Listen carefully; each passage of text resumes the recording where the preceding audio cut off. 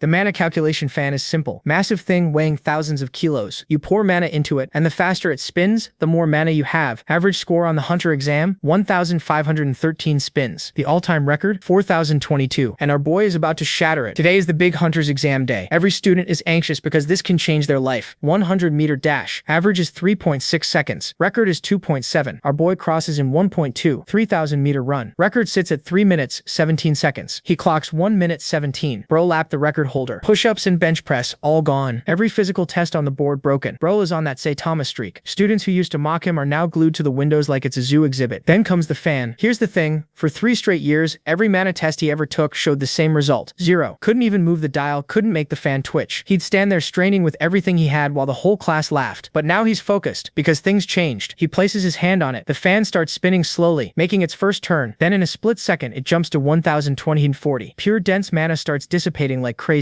The numbers climb to multiple 9s while people are sent flying by the sheer force, until boom. The entire mechanism rips off the base, flies across the field like a giant blade, and crashes straight into the headmaster's office. Inside that office, the headmaster dives under his desk. Beside him sits Midori, the literal strongest hunter on earth, and he's the only one in the room laughing, because the last person to ever get an immeasurable score on this exact test was him. So how does a guy who failed 3 years straight suddenly match the world's strongest hunter on his own exam? Before today, this boy, Kanagi Manato, was a joke. Rewind to yesterday. The whole class is jumping around celebrating their hunter exam results. Broke is sitting in the back staring at his phone, watching the same word load on his screen for the 3rd year in a row. Failed. Tears start dripping down his face while everyone around him is screaming with joy. He carries the crest of the chosen ones, a mark on his body that's supposed to scream destiny. To make it worse, his classmates notice him crying and immediately start mocking him. Then comes Hizaki, A-rank hunter, golden boy of the academy, the dude who killed a dragon in 1 slash and gets documentaries made about him. To Hizaki, our boy is a wallet. Spent a full year stealing his lunch money, beating him up in private, and milking him dry. And in front of the cameras, Hizaki tells the reporters that he's been helping our boy, that the protagonist keeps begging him for money and getting in the way of his training. The reporters eat it up. They praise Hizaki like a saint while bro stands there shaking, forced to smile and thank his abuser on national TV. Then Hizaki invites him to the founder's mausoleum that night, says he'll arrange a retest. Bro shows up, and of course it's a setup. Hizaki's whole crew is digging up the mausoleum like grave robbers, looking for relics. Bro tries to fight, gets folded in 1 punch. Then Hizaki does the most cartoon villain move ever. Picks our boy up, drags him to a cliff, mocks his dream of being a hunter, asks his name one last time just to flex that he never even bothered to learn it, then drops him. Bro plunges into the river thinking this is genuinely the end of his story. But the second he hits that water, light, voices, figures with no faces, the 106 founders, the same legendary heroes from the books he memorized as a kid. Their souls were sealed in that mausoleum the whole time, and Hizaki accidentally cracked the seal by yanking out the relics. They look at the crest of nothingness on his body and tell him the truth. The mark is empty by itself, but it can hold anything. They offer him a contract. Pick 1 founder, inherit 1 skill, magic, swordsmanship, alchemy, archery, choose. Bro says no. He doesn't want to be a copy of anyone anymore. He wants all of them. The founders go silent. They tell him no human body can hold that much, but the crest of nothingness opens up like a black hole and starts pulling all 106 of them inside him. Turned himself into a one-man hall of legends. He shoots out of that river like a missile, lands right in front of Hizaki and his goons, picks up a small branch off a tree, a literal twig. Hizaki's A-rank swordsman bodyguard charges, screaming about how MC should feel honored to die by his blade. The moment he passes our boy, blood erupts from his own body. Rucker got cut down by a tree branch he never even saw move. The mage of the group starts casting a spell. Our boy fires back with Thunderbolt Hadad, high-tier magic, no chant, and blasts straight to the ground. Hizaki can't believe it. Stories start flooding back into his head. The legend of a swordsman who beat 10,000 soldiers with a wooden stick. The wizard who could cast without saying a word. Rupp punches Hizaki in the face so hard he goes flying, but that punch wakes something else up. The relics Hizaki ripped out of the mausoleum weren't just treasures. They were a seal, and Hizaki just released a tower-tier sealed boss monster. A massive shadow demon climbs out of the bag, aura so heavy that all the way in the city, sec-rank hunters drop to 1 knee. The thing locks onto Hizaki and crushes him in 1 tentacle. Now it's just our boy and a beast that's far beyond S-rank. With 106 legendary souls, he's got the founders inside, but his body still can't keep up with their full power yet, so he runs. He grabs a fallen sword, climbs, dodges, lets each founder take turns guiding his movements, the 10,000 manslayers blade work, the great wizard's lightning, the archer's aim. One by one they pour through him. Each switch makes him stronger. The fight ends with the swordsman taking control and slicing the demon clean in half with the legendary one-handed wave-cutting blade. Across the entire city, every hunter felt that aura. Even Midori, the strongest awakened on the planet, drops what he's doing to ask who killed an S+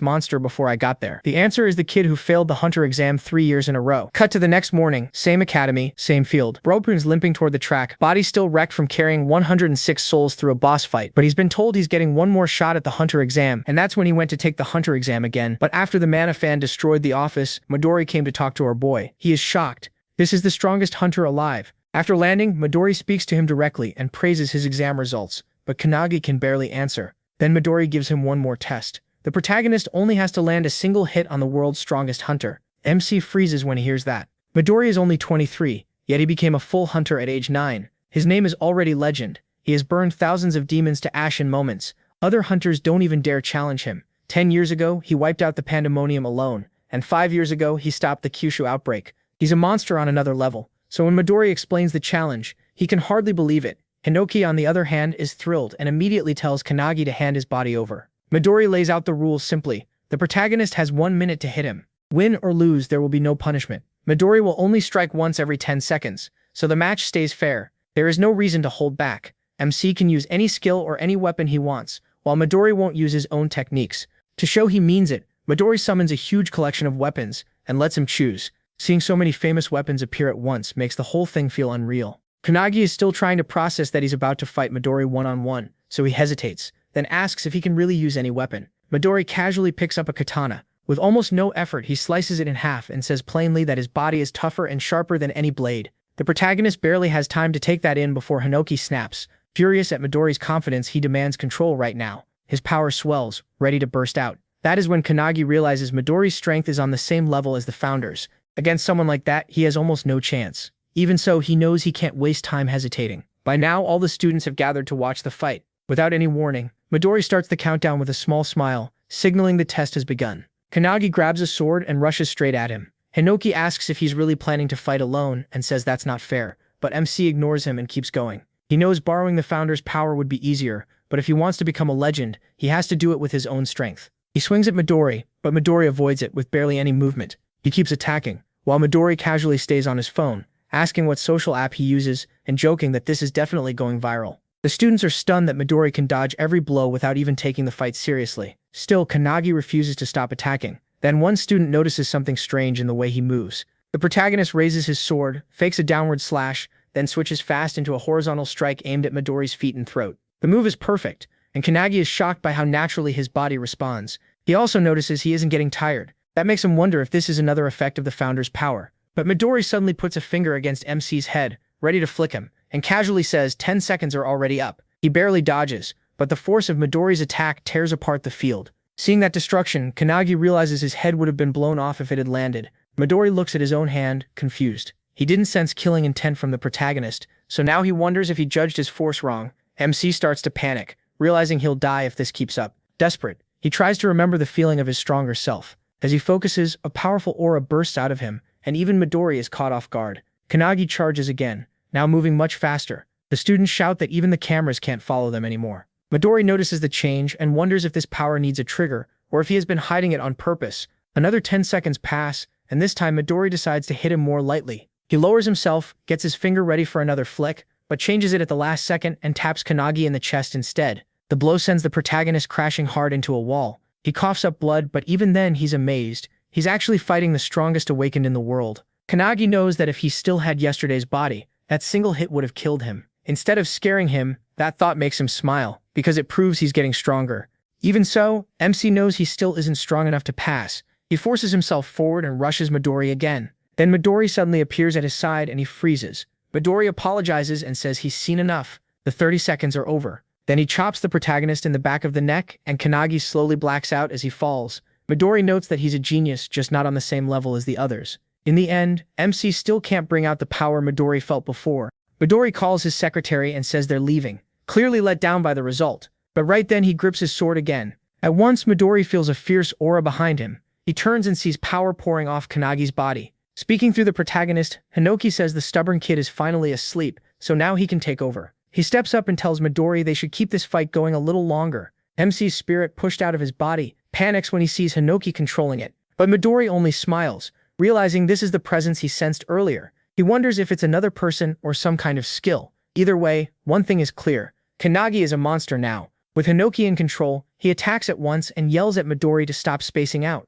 Midori instantly sees the difference. The movements, speed, and power have all jumped to another level. A blade suddenly slices toward Midori's face, and he barely ducks under it. Kanagi swings again, making Midori jump back to open space between them. Still surprised, Midori watches as the protagonist sets up another strike in a flash. The next slash comes fast, but Midori lowers himself just in time, and the hit slams into the building behind him instead. The students inside panic when they realize how close that was. Midori sees that Kanagi's swings are now hard to read, though he can still follow the flow behind them. Hinoki laughs and says that's the kind of skill it takes to beat an S-rank like him. Midori raises his hand again, planning to put MC to sleep one more time, and points out that only 40 seconds have passed. But he bursts forward with crazy speed, swings, and shouts that Midori won't touch him. Midori springs back to dodge. He laughs, impressed by Kanagi's skill. The students can barely believe it. Midori is being pushed on defense. The protagonist calls him boring and tells him to stop holding back. He warns Midori not to look down on him or he'll get beaten up. Then he jumps in again without hesitation. Midori just laughs and agrees.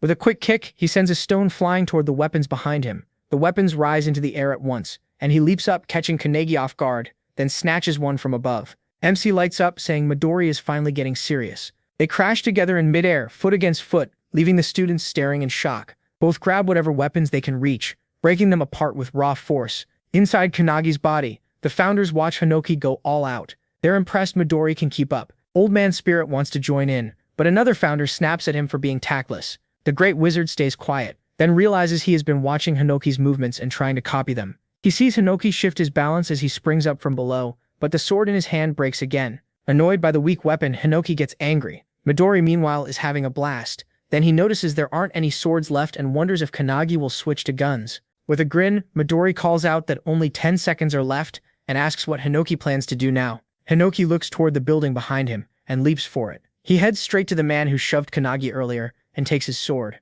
At that moment, Midori closes in and throws a punch at Hinoki. The hit blasts against the building with a huge boom, but Hinoki dodges in time and appears right in front of Midori. They go right back into their midair exchange. Midori yells that this is fun and says they should keep going a little longer. Meanwhile, the students realize the building is about to collapse. As the fight reaches the rooftop, Midori's secretary watches calmly. Midori puts his hand on a huge fan, gripping it hard enough to crack it. He rips it free and points it at Hinoki. Then he hurls it at him, but Hinoki, using his one-handed sword, cuts through it with his dice-style sword art. The fan bursts into tiny pieces, and Midori excitedly praises his skill. Hinoki doesn't wait and throws his sword at Midori next. To Midori's surprise, the sword shatters on impact. Midori lifts his hand, aims at him, and calmly says 60 seconds have passed. Then he slams Hinoki down with a palm strike. Hinoki clicks his tongue, but before he can move, Kanagi suddenly jumps onto his back and shoves him toward the other founders. As Midori's attack closes in, the protagonist gently guides it off to the side and avoids it. That move stuns both Hinoki and Midori, but the impact breaks one of Kanagi's hands. Even so, he stays locked on his goal and punches Midori in the face with his other hand. Inside, the clash between the singularities feels endless, a brutal fight over one tiny opening, like a chess game between two even players. But even with all that intensity, Hinoki knows it only lasted a moment. Watching proudly, he realizes Kanagi has opened a new path to win. MC, though, is stunned when he sees Midori stop his fist at the last second. He feels crushed, thinking he failed to land a real hit. Then Midori smiles, pulls Kanagi's fist the rest of the way to his own face, and gives him credit for it. Without hesitation, he says he passed. A second later, both of them drop to the ground. The students watching can only mutter in confusion, unable to figure out what just happened. Still holding the protagonist's unconscious body, Midori calls for his secretary Rin and says it's time to go. Ryan appears beside him and asks how it turned out. Midori says MC passed and admits he finds him interesting.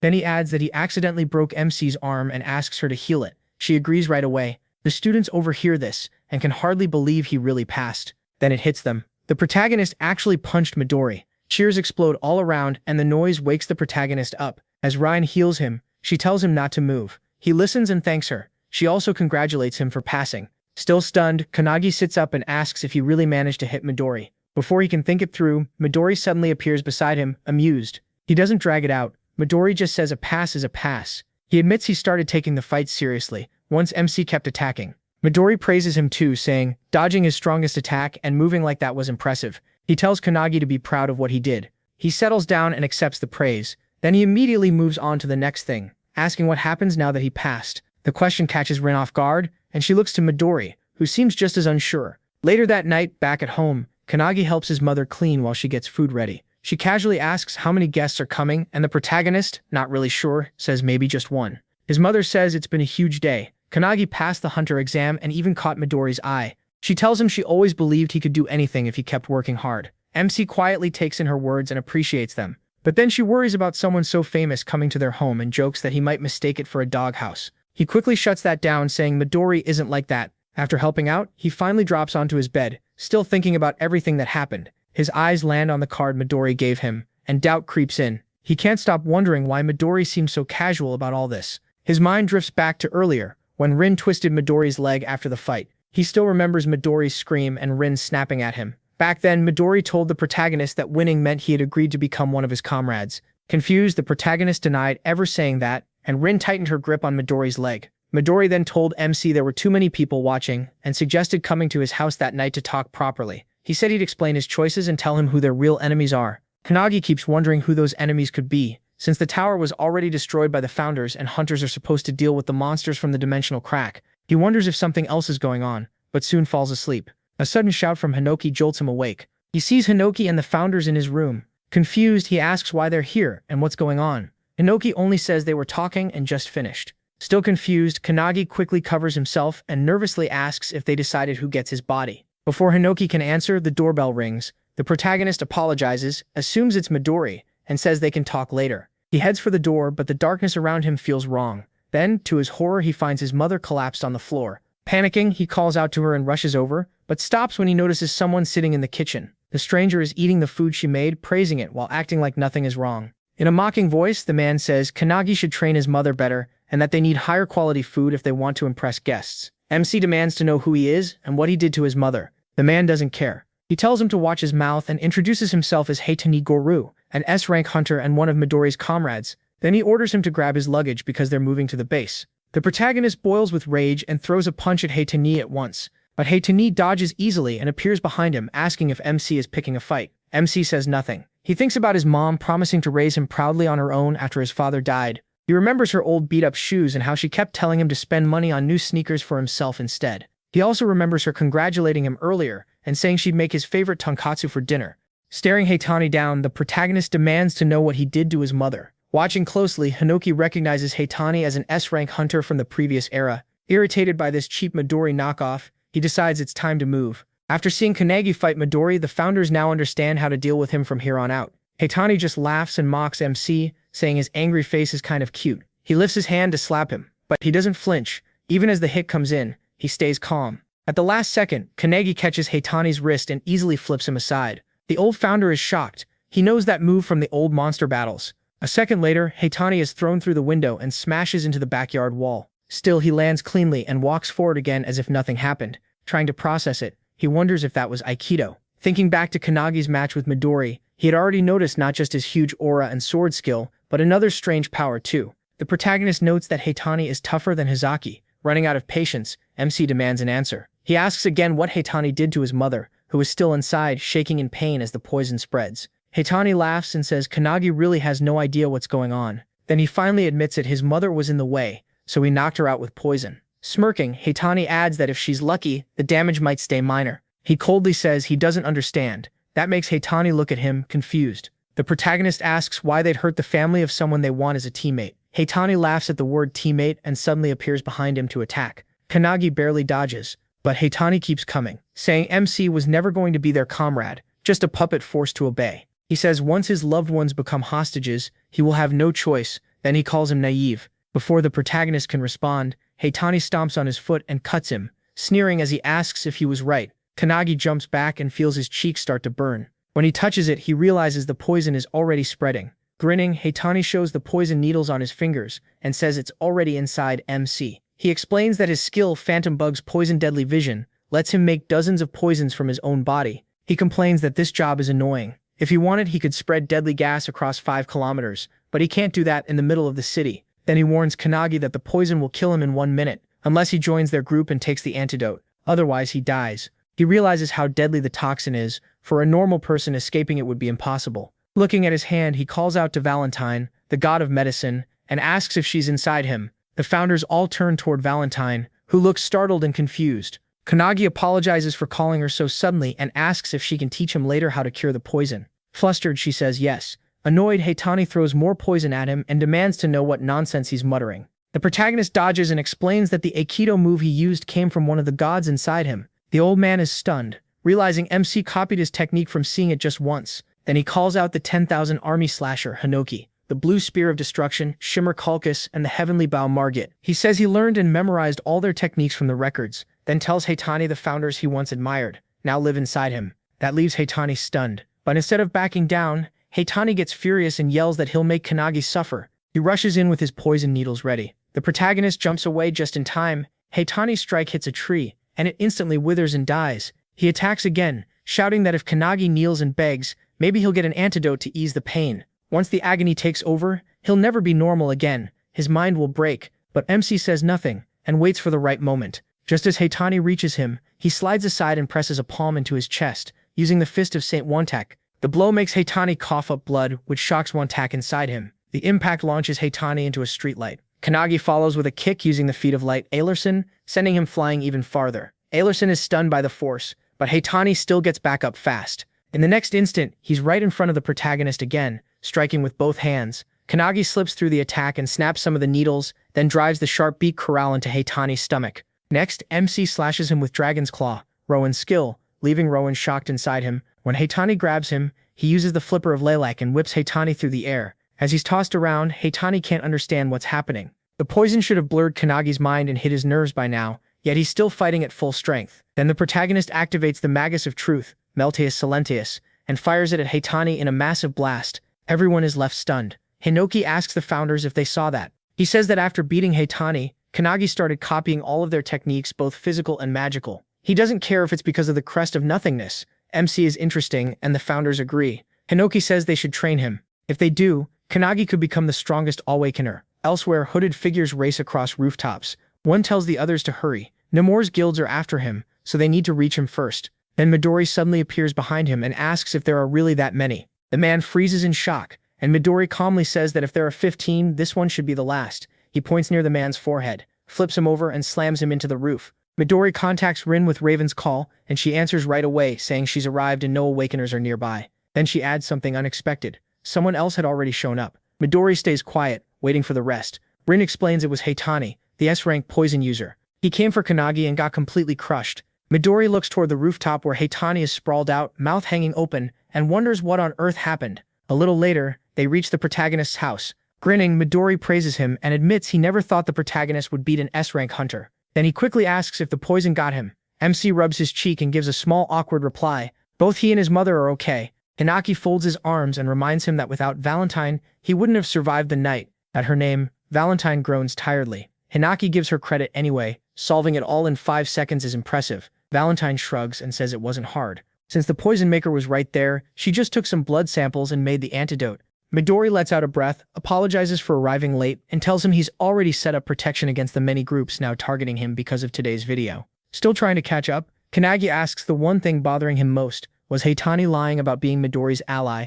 Midori immediately says yes, lots of people use his name for their own gain. With that cleared up, he turns to Rin and asks if she's done. Right on cue, she appears beside him and says all the damage has been fixed. The protagonist stares at his restored house, shocked to see the window and backyard wall back to normal. Smiling, Midori suggests they go inside and talk about the protagonist's future. MC stands there, caught between excitement and worry. The next day, his mother sees him off as a car waits outside. She asks if he's forgetting anything, but Kanagi tells her he's fine and worries too much. She can barely believe the boy she raised is really going to Midori's place. Still, Midori already promised her that he'll look after him and make him a great hunter. That promise fills the protagonist with excitement, though his mother still looks uneasy, trying not to show it. She hands him lunch and tells him to eat since he skipped breakfast. He doesn't really need it, but he takes it anyway. Then she asks Midori directly if her son will be in danger. Midori says yes without hesitation, and she admits Kanagi has struggled all his life, so trusting someone else with him is a huge step. Even so, as his mother, she can't stop worrying. Midori confidently promises to train MC until he has no weaknesses left. Hearing that, she finally agrees to entrust him to him. Once they're in the car, Rin, who's driving, asks Midori if he really should have made a promise like that when no one knows what lies ahead. Midori looks back through the mirror and sees Kanagi's mother still giving him last-second advice. She tells him how to wash his clothes, and reminds him not to sleep naked or he'll catch a cold. Seeing all that worry, Midori quietly hardens his resolve to do his best. Meanwhile, the protagonist fights back his emotions and says his final goodbye. Just before getting into the car, his mother reminds him to come home for New Year's. As they finally drive off, Midori asks if Kanagi is okay. MC admits he had to hold his feelings in pretty hard. Midori leans back and tells him to do whatever he wants, eat or get some rest. The protagonist glances over and notices the lunch boxes his mom packed beside him. He opens one, still thinking about what she said. When he lifts the lid, his gaze falls on a tiny good luck note placed on top of the pork cutlet. That small message hits him harder than he expected. For a second, he thinks about everything his mother has done for him. Grateful and close to tears, he starts eating. Rin and Midori look at each other but say nothing, letting him have the moment as the car keeps moving. When they arrive, Kanagi is stunned by the anti-prophecy headquarters. Midori greets him and says only a small number of awakeners are ever allowed inside. That makes the whole thing feel even more real, and MC is briefly overwhelmed by what he's stepping into. Inside, a man by the window watches them arrive. Without turning around, he tells the others the new members are here. A girl with a blank expression asks if this is really about the newcomer. A young man says it's not often they get a new ally. But another man standing nearby stays doubtful and says they should first see if the newcomer is really worthy of joining anti-prophecy. Outside, Kanagi stands there for a moment, still trying to take it all in. He starts wondering what the anti-prophecy unit really is, and whether it has anything to do with Ichihara Guild. Noticing his confusion, Rin apologizes for not telling him sooner. She explains she couldn't say much in front of his mother because it's classified a top national secret. That lands harder on him than he expected. As they head in, Midori says they should take his bags to the dorm first. Rin offers to help, but Kanagi says he can carry them himself. Right then, a voice suddenly tells them to wait, making the protagonist flinch. When he looks up, he sees the young man from before above them. The man says he'll be the one to explain everything. Then he dives in with a powerful kick aimed at MC. The protagonist throws up his arms and blocks it, but the impact cracks the ground under him. The shock runs through his whole body, yet he stays on his feet. The man looks impressed and gives him a quick word of praise. Caught off guard, Kanagi asks who he is. The man steps back, drops lightly to the ground, and introduces himself as Hanada Hikotaru, a member of the anti-prophecy unit and now his comrade. Before he can even process that, Hanada makes it clear he's here to explain everything. Midori doesn't look bothered at all. He casually asks Rin for tea, and she pours him a cup while the fight goes on. He watches calmly, then asks Hanada what exactly he's doing. Hanada says it has two goals: introduce Kanagi to the anti-prophecy unit and test what he can do. That answer only makes the protagonist more unsure about what kind of test this really is. Without another word, Hanada fires off another fast kick. MC blocks again with both arms, holding his ground. Even while attacking, Hanada starts explaining how the anti-prophecy unit began. Kanagi listens, but he has a hard time believing Hanada plans to explain everything while fighting him. In the middle of it, Hanada pauses just long enough to ask his name. He answers right away, Minato. Midori, still calmly drinking his tea, thinks about how many times the protagonist has been tested, first by the academy, then by Midori himself, then by an S rank, and now this. He turns to Rin and wonders if Kanagi is always going to be judged like this. Rin calmly says it can't be helped. MC is the talent Midori personally found. Hanada keeps throwing kick after kick, and MC keeps blocking them with his hands. At one point, Hanada asks him what a hunter's role is. He answers at once. A hunter's job is to destroy the monsters that come out of dimensional cracks. Hanada gives him a thumbs up and says that's right. He compares it to pest control, then suddenly drops low and asks a new question. What dangers exist outside dimensional cracks? The question throws Kanagi off. He asks Hanada what he means by other dangers. Hanada's face turns more serious, as he says the world has threats even worse than dimensional cracks. He brings up events like the Pandemonium 10,000 Demons Castle from 10 years ago and the Great Outbreak of Kyushu from 5 years ago. Kanagi recognizes them right away as massive dimensional break disasters. Before he can answer, Hanada rushes him again. Instinctively, the protagonist lifts his arms and blocks. Even so, the force sends him sliding back. Hanada praises him for remembering those public disasters, then says MC will learn much more about them once his academy training starts. He steadies himself, but before he can react, Hanada is suddenly above him. An axe kick comes crashing down. The protagonist barely dodges in time. Hanada's foot slams into the ground instead, and a nearby tree is split clean in half. The protagonist is left stunned by the power behind it. Hanada straightens up and keeps talking. Those events, including the Tower of Malevolence from 300 years ago, weren't just disasters. They were invasions from another dimension. MC struggles to believe it. This isn't just old history. It's still part of their world now. Hanada steps closer and says he doesn't understand why today's Awakeners seem weaker than the ones from the Tower era. Very few can match the founders, and that worries him. Kanagi finally asks the question on his mind. What are they supposed to do? Hanada answers firmly. That's why the anti-prophecy unit exists. People who can see these threats coming don't tell the public. They only warn the elite who can deal with them. And Hanada says those elites are the members of the anti-prophecy unit. Midori and Rin smile at that. He realizes their job is to stop those prophecies before they happen. Hanada then tells him that, starting today, he's officially one of them. Since he's the first person to block Hanada's kicks over and over, Hanada welcomes him and holds out his hand. Kanagi shakes it while Midori and Rin clap. Then Hanada calls out to the other Awakeners, who appear above the building without a word. He asks what they're going to do, but they only stare back before disappearing, which surprises Kanagi. Midori jokes that they vanish like villains, but Hanada says they probably just want to see things for themselves. Hanada tells Midori to leave the rest to him, and Midori heads off. Then Hanada helps the protagonist with his luggage and offers to show him his dorm room, which the protagonist thanks him for. That night, after settling in, MC keeps thinking about the organization he just joined, one built to deal with prophecies. He wonders if the founders faced the same kind of crisis during the Age of the Tower, and if he's now fighting against something already foretold. The thought makes him anxious, but then a voice tells him to stop worrying and just train. Startled, he turns and sees Hinoki and the other founders in his room. Kanagi quickly apologizes for not talking to them earlier, but Hinoki says they've already made their decision. As founders, they've decided to train him into the strongest awakener, just like Midori. With their help, he could become the strongest awakener in history, one of their disciples. Kanagi is shocked and asks if they really want him as a disciple. Hinoki nods and says yes, adding that it's a good idea. Then Hinoki jokes that it might turn into a battle royale between the founders, and he quickly asks them not to fight over him. Hinoki explains that things did start that way, but after watching him more closely, they changed their minds. Instead of using his body for their own goals, they became more interested in training him. Hinoki says that when the protagonist fought the poison user, he copied all of that person's moves, even if he couldn't use them at the same level. Still, he picks up the basics incredibly fast. Hinoki asks if Kanagi understands how important that is, saying it may be tied to his crest of nothingness. But even more than that, his learning speed is what makes him special. Hinoki says that talent may be greater than any gift the founders have. As Hinoki talks, MC feels tears gathering. He remembers all the disappointed looks from past trainers, the ones who said he seemed talentless. Until now, nobody had expected anything from him. It almost feels unreal, especially after being treated like garbage and bullied for failing the hunter qualification test 3 times. He remembers his classmates laughing and telling him to quit. People barely even remembered his name. No one believed in his future, and he'd gotten used to being ignored. But now, 2 of the most respected people, Midori and Hinoki, believe in him. That kind of recognition feels unbelievable, and Kanagi can't help wondering if he really deserves this happiness. For years, he could only look up to them from a distance. He never thought they'd ever believe in him. Seeing him tear up, Hinoki walks over, smiles, and rests a hand on his shoulder, telling him to stay calm. Then they reveal the truth. Their souls are inside him, especially while he sleeps. Because of that, he can enter a space beyond normal time and distance. So they set his training plan. Every afternoon, he works with the anti-prophecy unit.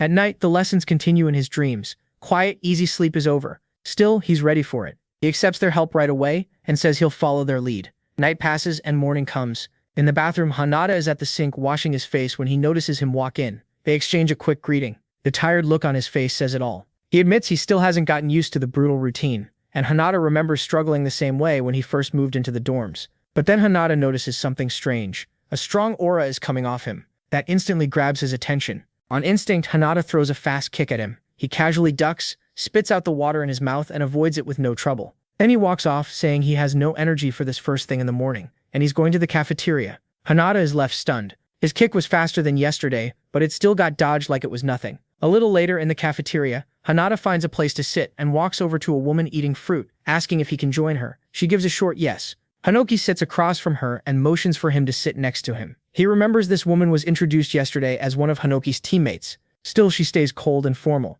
making it clear she doesn't really want him there. Even so, he greets her and tells her his name. She shuts that down right away. She doesn't care what his name is, and she won't bother remembering it. Pointing her fork at him, she says she'll learn his name only after he proves himself. Until then, training comes first, and he's going with her on a mission to stop a prophecy. That prophecy goes back to 1945, when a book was found in Antarctica, buried 3,000 meters under the ice. It was called the Book of Doom. The writing looked childish, but what it said was terrifying. 80 years later, the world would face a huge attack and a string of disasters. That warning was serious enough for the whole world to pay attention. During the drive, she asks him why people believe the book's predictions. He thinks about it for a second and glances at her, still not knowing her name. Before he can ask, she says names don't matter, and tells him to answer. He guesses it's because the prophecies are always right, but she quickly shoots that down. She mocks the answer and asks if he's stupid. If even one event from the Book of Doom happens, the world is finished. That shocks him. As they keep talking, he asks Hanada how many prophecies are in it. Hanada says there are about 200.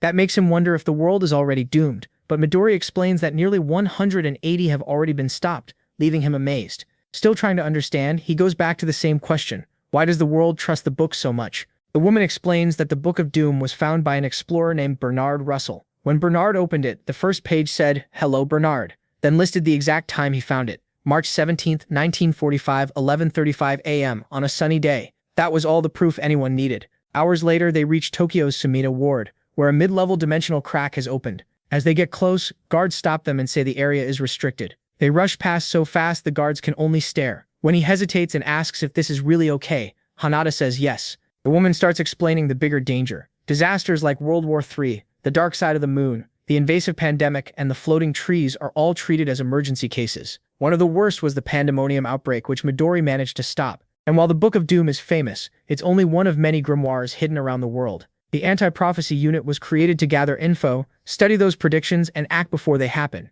Their work covers several threat ranks. Rank 3 can wipe out one or more regions, Rank 2 becomes a national crisis, and Rank 1 threatens the entire planet. As he listens, the truth starts to sink in. Alarmed, he asks if these missions are really all on them now. She calmly says that's exactly what comes with joining the anti-prophecy unit. Soon after, Kisaragi and his team see them crossing the caution line and hurry over. Thinking they're civilians, Kisaragi tells them to turn back because it's too dangerous. She brushes him off and says today's prophecy is a Rank 3 case. She explains that the crack may look like a normal intermediate B rank gate, but it's actually a far worse Rank 3 disaster called Yellow Journal. She's sure it's about to grow. Right then, the crack starts expanding fast. Kisaragi turns, his eyes going wide in fear as the rift tears fully open, and monsters start flooding out. He immediately orders his squad to get ready. But the monsters crush them almost at once, cutting through his men with ease. Panic hits him as even B and C rank hunters fail to hold them back. Then he feels something even worse, the crushing pressure of a boss monster. When he sees the newcomers moving in, Kisaragi tries one more time to stop them. She ignores him, puts her hand on the ground, and casts Trismegistus.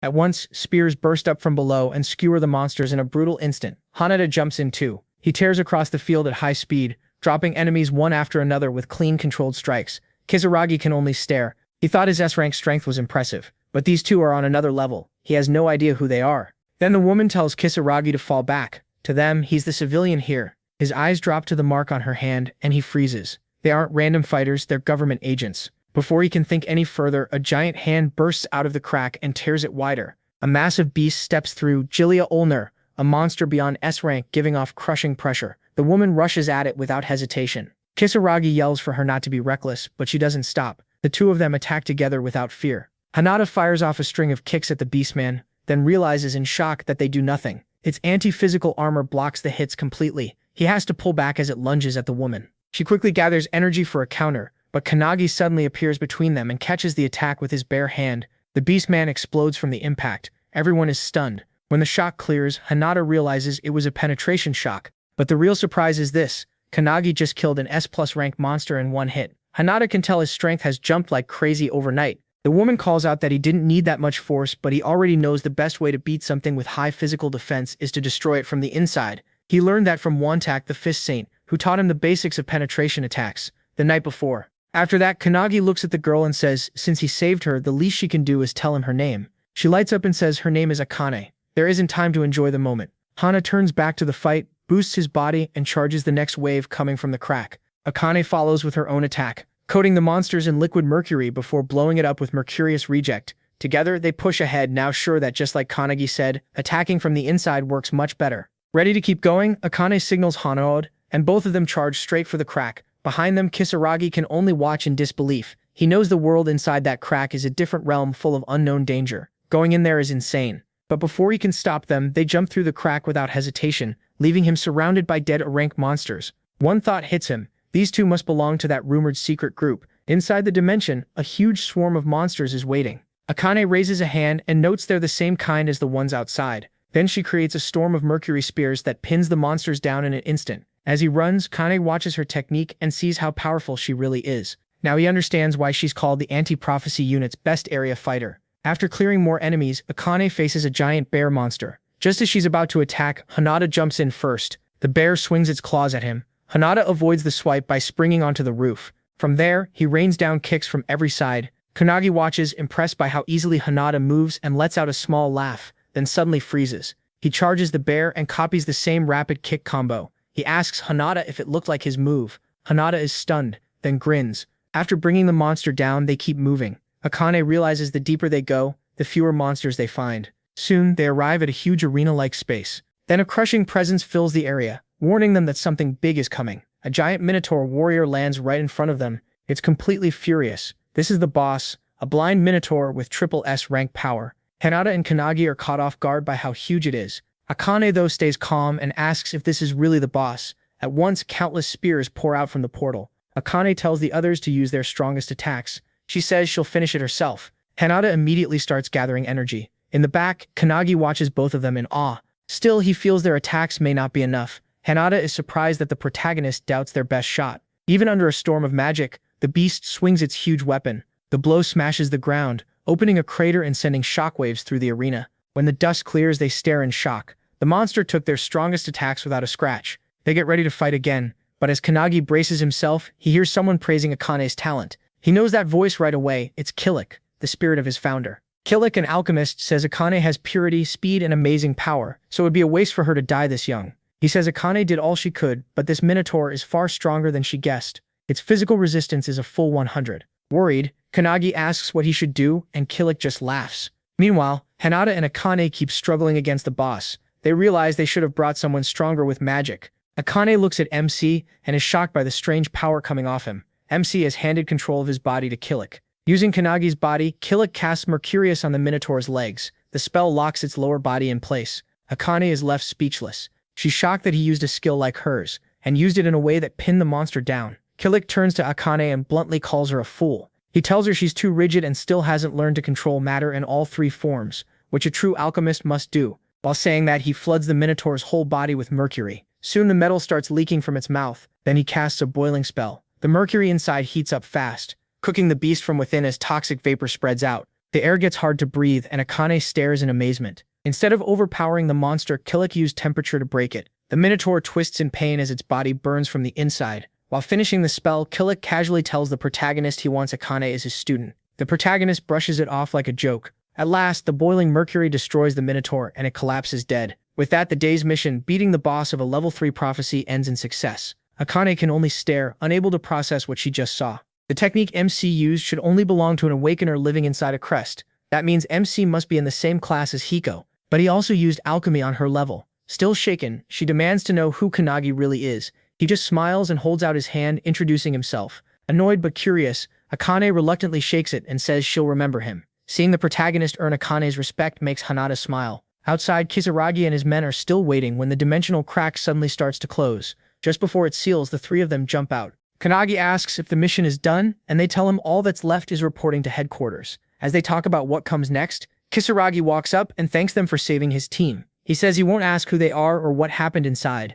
Akane thanks him and tells him to mention the emblem in his report. That should explain things to the higher-ups. As the trio leaves, Kisaragi says he'll help them if they're ever in trouble. Akane turns back and says they probably won't meet again, so he should return to normal life. Hearing that, Kisaragi understands the truth. They're just civilians to him, living in a world he can't reach. On May 11th, in En Prefecture Village, a red streak flashes through the streets. One guard spots it, but can't tell what it was. Then a huge roar tears through the village. Back at Anti-Prophecy headquarters, the trio gets out of the car, and Akane reminds them to write their report. But Hinata gets a message. They've been called to the laboratory right after the mission. Curious, they head to the Anti-Prophecy HQ lab. Two people are already there, one on the stage, the other sitting in the stands, saying in a cold voice that Akane took quite a while to beat a rank 3 disaster. Kanagi recognizes him right away as the red-haired guy from earlier. Akane gets mad at his attitude since he talks like he's the boss when he isn't. Hinata quickly cuts in and asks what Director Kurihara wants with them. The man on the stage is the director himself. Once everyone settles, he starts a video from the analysis team. It shows a glowing red-hot chunk of charcoal. The director says it's a prophecy grimoire found in a volcanic area and studied ever since. Kanagi wonders how anyone could read a grimoire in that condition, but the director adjusts his glasses and says AI and X-rays pulled out part of the data. Most of it is still unclear, but one prophecy was readable and it directly mentions Japan. Everyone is stunned, Akane especially, because this is a prophecy they've never seen before. The director explains that anti-prophecy research gathers data from all over the world, so finding a totally unknown prophecy is rare. This case is different. The red-haired man understands at once. They're the 4 being sent to investigate. The director says he's right. This mission would usually go to the regular team, but they're unavailable. Kanagi then realizes that's why Midori wasn't there when they got back. The director orders them to leave at once and says the rest of the details will be sent by email. MC is shocked they got another mission so fast, but the red-haired man tells him he'll get used to it. He clenches his fists, feeling something much bigger is coming. This time, the whole world may be at risk. Kanagi slams a hand on the table, stands up, and declares that he and his 3 subordinates will take the mission. Kanagi is clearly annoyed to see him acting like the boss again. As they leave, the director warns them to be careful, since they still don't know how serious this mission is. Even if the prophecy starts, they must wait for the main force before doing anything extreme. In the car, Kanagi can't shake his unease about the mission ahead. From the front seat, Suo tells them to get some sleep, pointing out that the protagonist just finished his first mission. Akane refuses on pride alone, and says he has no right to order her around. To her surprise, Hinata and MC agree right away and fall asleep almost instantly. Akane tries hard to stay awake, but the long night wears her down, and she finally falls asleep too. Later, the car stops. Akane wakes up and realizes the vehicle is empty. Panicked, she rushes out and finds the others on a cliff, staring at a strange glow below. What she sees leaves her speechless. A giant magic circle covers the ground, far bigger than they imagined. Hinata instantly understands how bad this is. The prophecy is almost complete. Huge crystals hold trapped skeletons rising from the ground, and the sight chills everyone. They may already be too late. These skeletons are the 23 villagers from the report. Suo says it reminds him of a case from long ago. 30 years ago, the Wakayama mansion vanished, and a dimensional rift nearly opened. As he says that, the giant pillar in the middle of the magic circle starts bursting with energy. Seeing it, Suo tells them to move. Hinata draws his sword and asks what they're supposed to do, and Suo says they have to stop it. Akane quickly reminds him that the director told them to wait for orders. Before they can argue more, a huge aura rises behind them. They turn and see Kanagi wrapped in powerful energy, already ready to fight. At once the group realizes he feels even stronger than before. Suo doesn't look worried at all. With a grin, he jumps forward and tells the others to keep up. They all race after him, though Akane warns him not to be reckless. As they rush toward the magic circle, Hinoki and the mage catch a scent in the air, one they know all too well from many times before. Then the ground starts shaking hard. A giant hand suddenly bursts out from under the earth. Hinoki's eyes go wide. He finally knows that smell. It's the odor of a forbidden technique. This is the prophecy written in the Book of Scorching Heat. Hinoki explains that during the Epsi period, an awakener named Bandu Shijima, leader of the Dark Magus, carried out a massacre. He was later killed by the manhwarecap, but an entire village was dragged into the disaster with him. Shijima gathered the blood of the dead villagers and used it to make a magic circle, so he could come back 1,000 years later. His goal was simple: eat everyone and rule the world as a demon king. Before dying, he left a forbidden method, showing how the living would be sacrificed to revive him. Now, in the present, Shijima has returned as a boss of unknown rank. His purpose is obvious: to complete the Scorching Heat prophecy.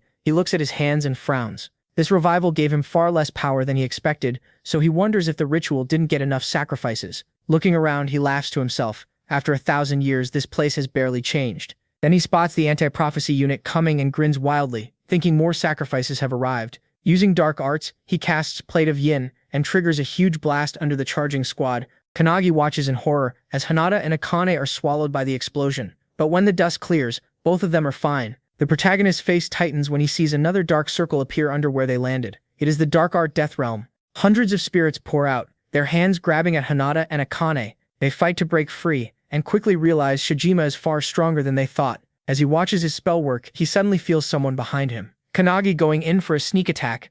Shijima dodges with ease, weaving past every hit, then mocks MC for being an amateur before casting Plate of Yin right under him. The ground explodes, but Shijima is stunned. When Kanagi comes out unharmed, he fires back with Thunderbolt Hadad, but Shijima blocks it with his own dark power. Even so, he's impressed the protagonist picked that skill. Then from the smoke, Suo appears behind Shijima and uses Chrysanthemum, sending a storm of blades at him. Shijima is surprised, but he avoids them easily by leaping into the air. While he's still airborne, Suo uses another spell, making it clear he never expected a weak move like that to finish Shijima. He slams down his weapon and activates Autumn, bringing down a rain of knives. Shijima just smiles and calls it nothing but falling lights. Then his hand changes into a sword, and he attacks Suo. Suo blocks, but the impact throws him back. From that alone, Shijima figures he's probably the strongest in the group. Watching from the side, Kanagi feels like Shijima's power has no end. He's nothing like the enemies they fought before. He even feels stronger than the founders. As MC thinks that over, he hears his teammates shout from behind him.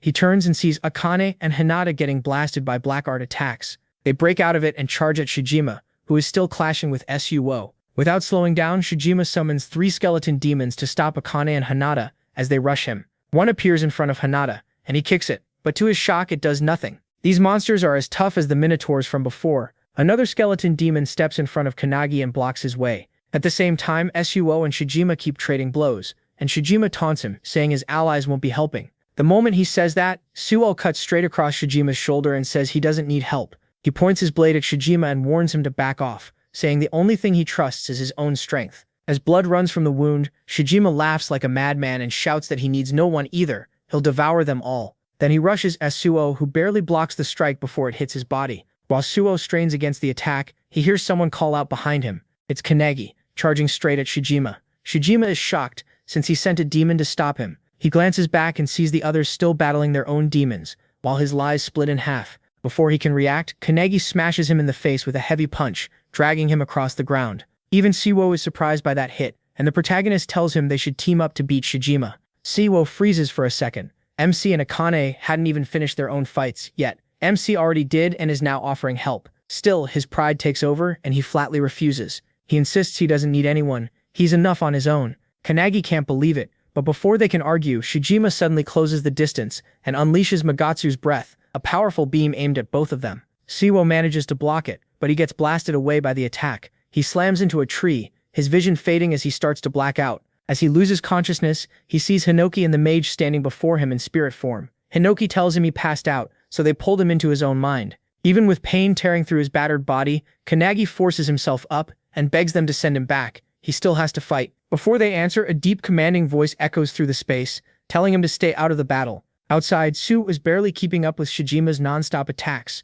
Shijima smirks and praises Su for thinking like him, fighting without relying on anyone, grinning with that same hunger to devour everything. Shijima puts all his power into one strike and smashes Su's sword in two. Stunned but fast, Su instantly summons another blade and swings, but Shijima bends backward and dodges with eerie flexibility. The more Su struggles, the more Shijima seems to enjoy it. Back in the spirit world, Kanagi watches the battle and hears Hinoki say Shijima is far beyond anything he can handle. The mage adds that Shijima's control is terrifying. If more humans had lived here, he might already have become a demon king. She warns that if Shijima takes the protagonist's life too, he'll grow even stronger and bring disaster to civilization. She says finding the grimoire was just luck. Then Hinoki asks MC to lend them his body so they can deal with this themselves. But to both of their shock, MC refuses. He apologizes, then says this isn't training anymore, this is real. He has to get past this wall by himself, just like he'll have to do in the future. With total resolve, he asks if they agree. The mage starts to protest, but Hinoki cuts her off with a laugh and tells Kanagi he's already won them over.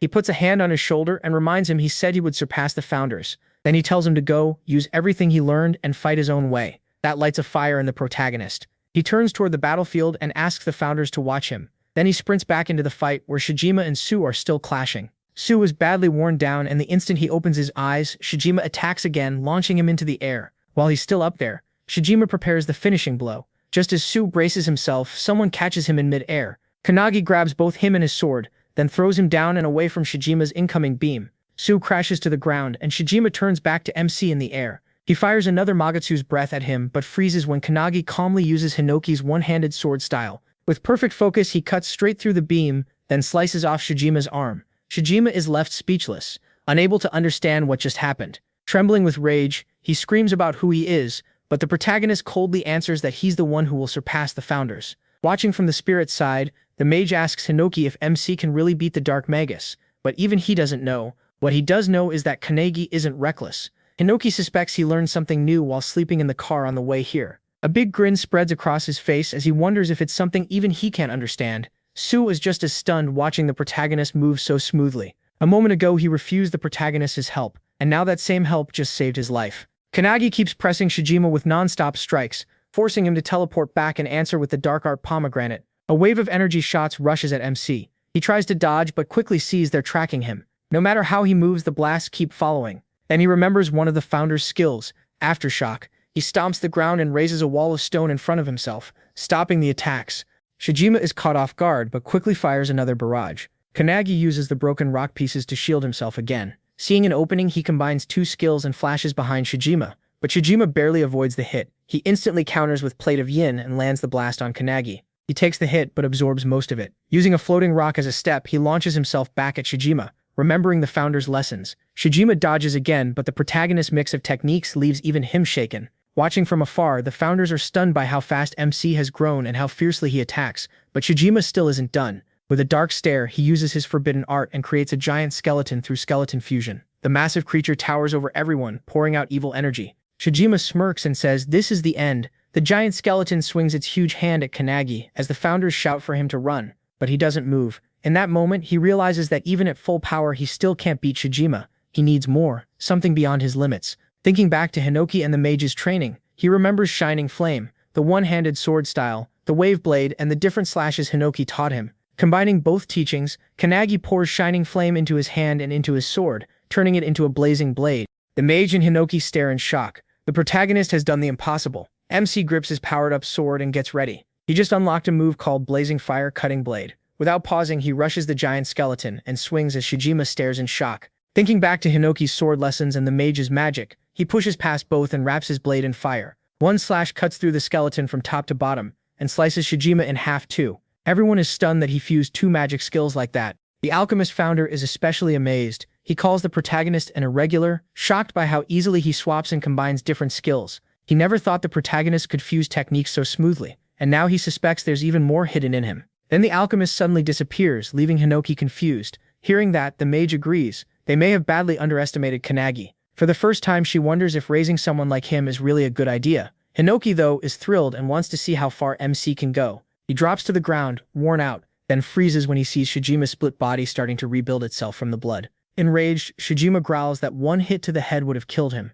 Dark power gathers in his hand as he forms a death ball and declares he'll finish it himself. Before he can, Su suddenly appears behind him and slashes his throat. Shijima loses his head before he can react. As the body falls, Su catches Kanagi, who is already blacked out. Holding him, Su drifts into an old memory. Long ago, his older brother carried him the same way. It was a freezing night under a bridge, and his brother promised to find food in the morning. As Su started to fall asleep, they heard a big parade passing overhead. While others celebrated, they shivered below with empty stomachs. That memory reminds Su why he chose to be alone. Shijima tried to use that loneliness against him, but looking at Kanagi now, Su understands something. He isn't truly alone, and even if he were, he could still bear it. Then the barrier around them starts to crack. Akane and Hana rush in at once, panicking when they see the protagonist unconscious. After checking him, they realize he's only passed out. Hana then notices the barrier is breaking from the inside and warns they need to move fast. She asks what happens if all that energy blows outward. Seichu tightens his grip on his sword and says they'd all be crushed. Their only chance is to strike with everything they have and try to push it back.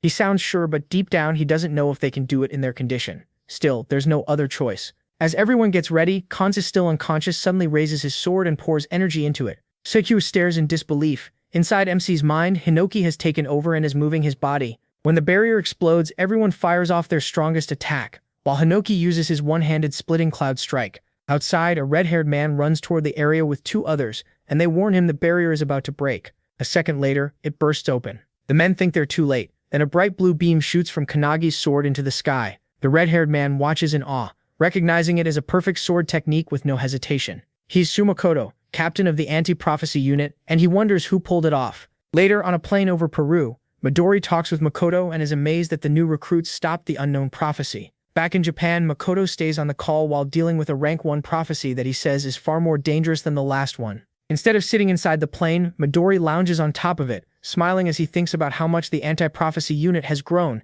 even if he can't see it in person. But that mood ends fast when Makoto says the one who stopped it was him, the same him who joined only 2 days ago. Stunned, Makoto demands to know who the protagonist really is. Midori answers without hesitation. The protagonist is the one who will end all prophecies. They've been waiting for someone like him for a long time. Makoto isn't convinced and asks if that faith is really deserved. Instead of debating, Midori tells him to watch MC himself. Makoto then tells Midori to come back without him. Fighting an equal-level enemy is getting rough. Midori lets out a small laugh, gives a quick apology, and turns back to the fight. Then Rin calls out with urgency. They're facing a massive prophecy, the super-rank boss of suicidal infection. Its name is Ishtam. As the monster charges in, Midori tells Makoto to hold on a little longer, then raises his hand and unleashes divine wind turbulence. At that same moment, Kanagi jolts awake in a hospital room and bolts upright with a shout. A nurse quickly calms him down and says he's finally awake. He has been asleep in the anti-prophecy infirmary ever since the mission ended. He realizes he must have simply blacked out.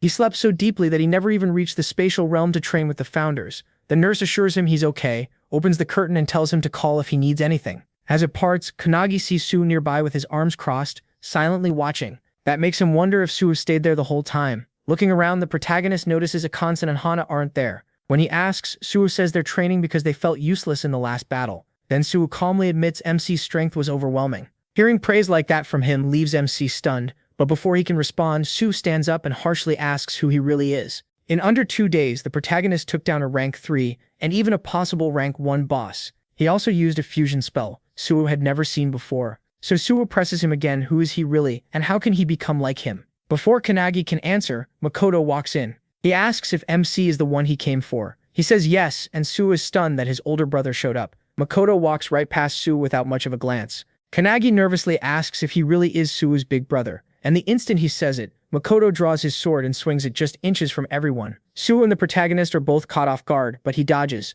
He wonders if this is some kind of test. While Makoto is impressed that a trainee avoided his strike, Makoto says it was a test, and Kanagi passed. Then he introduces himself as Suo's captain and older brother Suo Makoto. That confirms it. Makoto really is Suo's brother. After a short pause, Makoto announces that because of MC's performance against the Rank 1 disaster, he'll be joining his squad for a while. MC is left speechless. Suo is even more shaken. Jealousy hits him hard. Even as Makoto's younger brother, he was never allowed into that squad. Makoto wastes no time and tells him to come with him for a briefing. Behind them, Suo clenches his fists until his knuckles bleed. Elsewhere, Akane and Hanada train harder than ever. Akane attacks with multiple weapons while Hanada works on defending against them. Even so, both know catching up to Kanagi feels almost impossible. While they keep at it, Midori suddenly walks in and cheerfully says he brought chocolates from Peru. To his surprise, they ignore the chocolates and rush over, asking how long he'll stay in Japan. When he says 1 week, they immediately beg him to train them during that time. They're not going to let Kanagi leave them behind without a fight.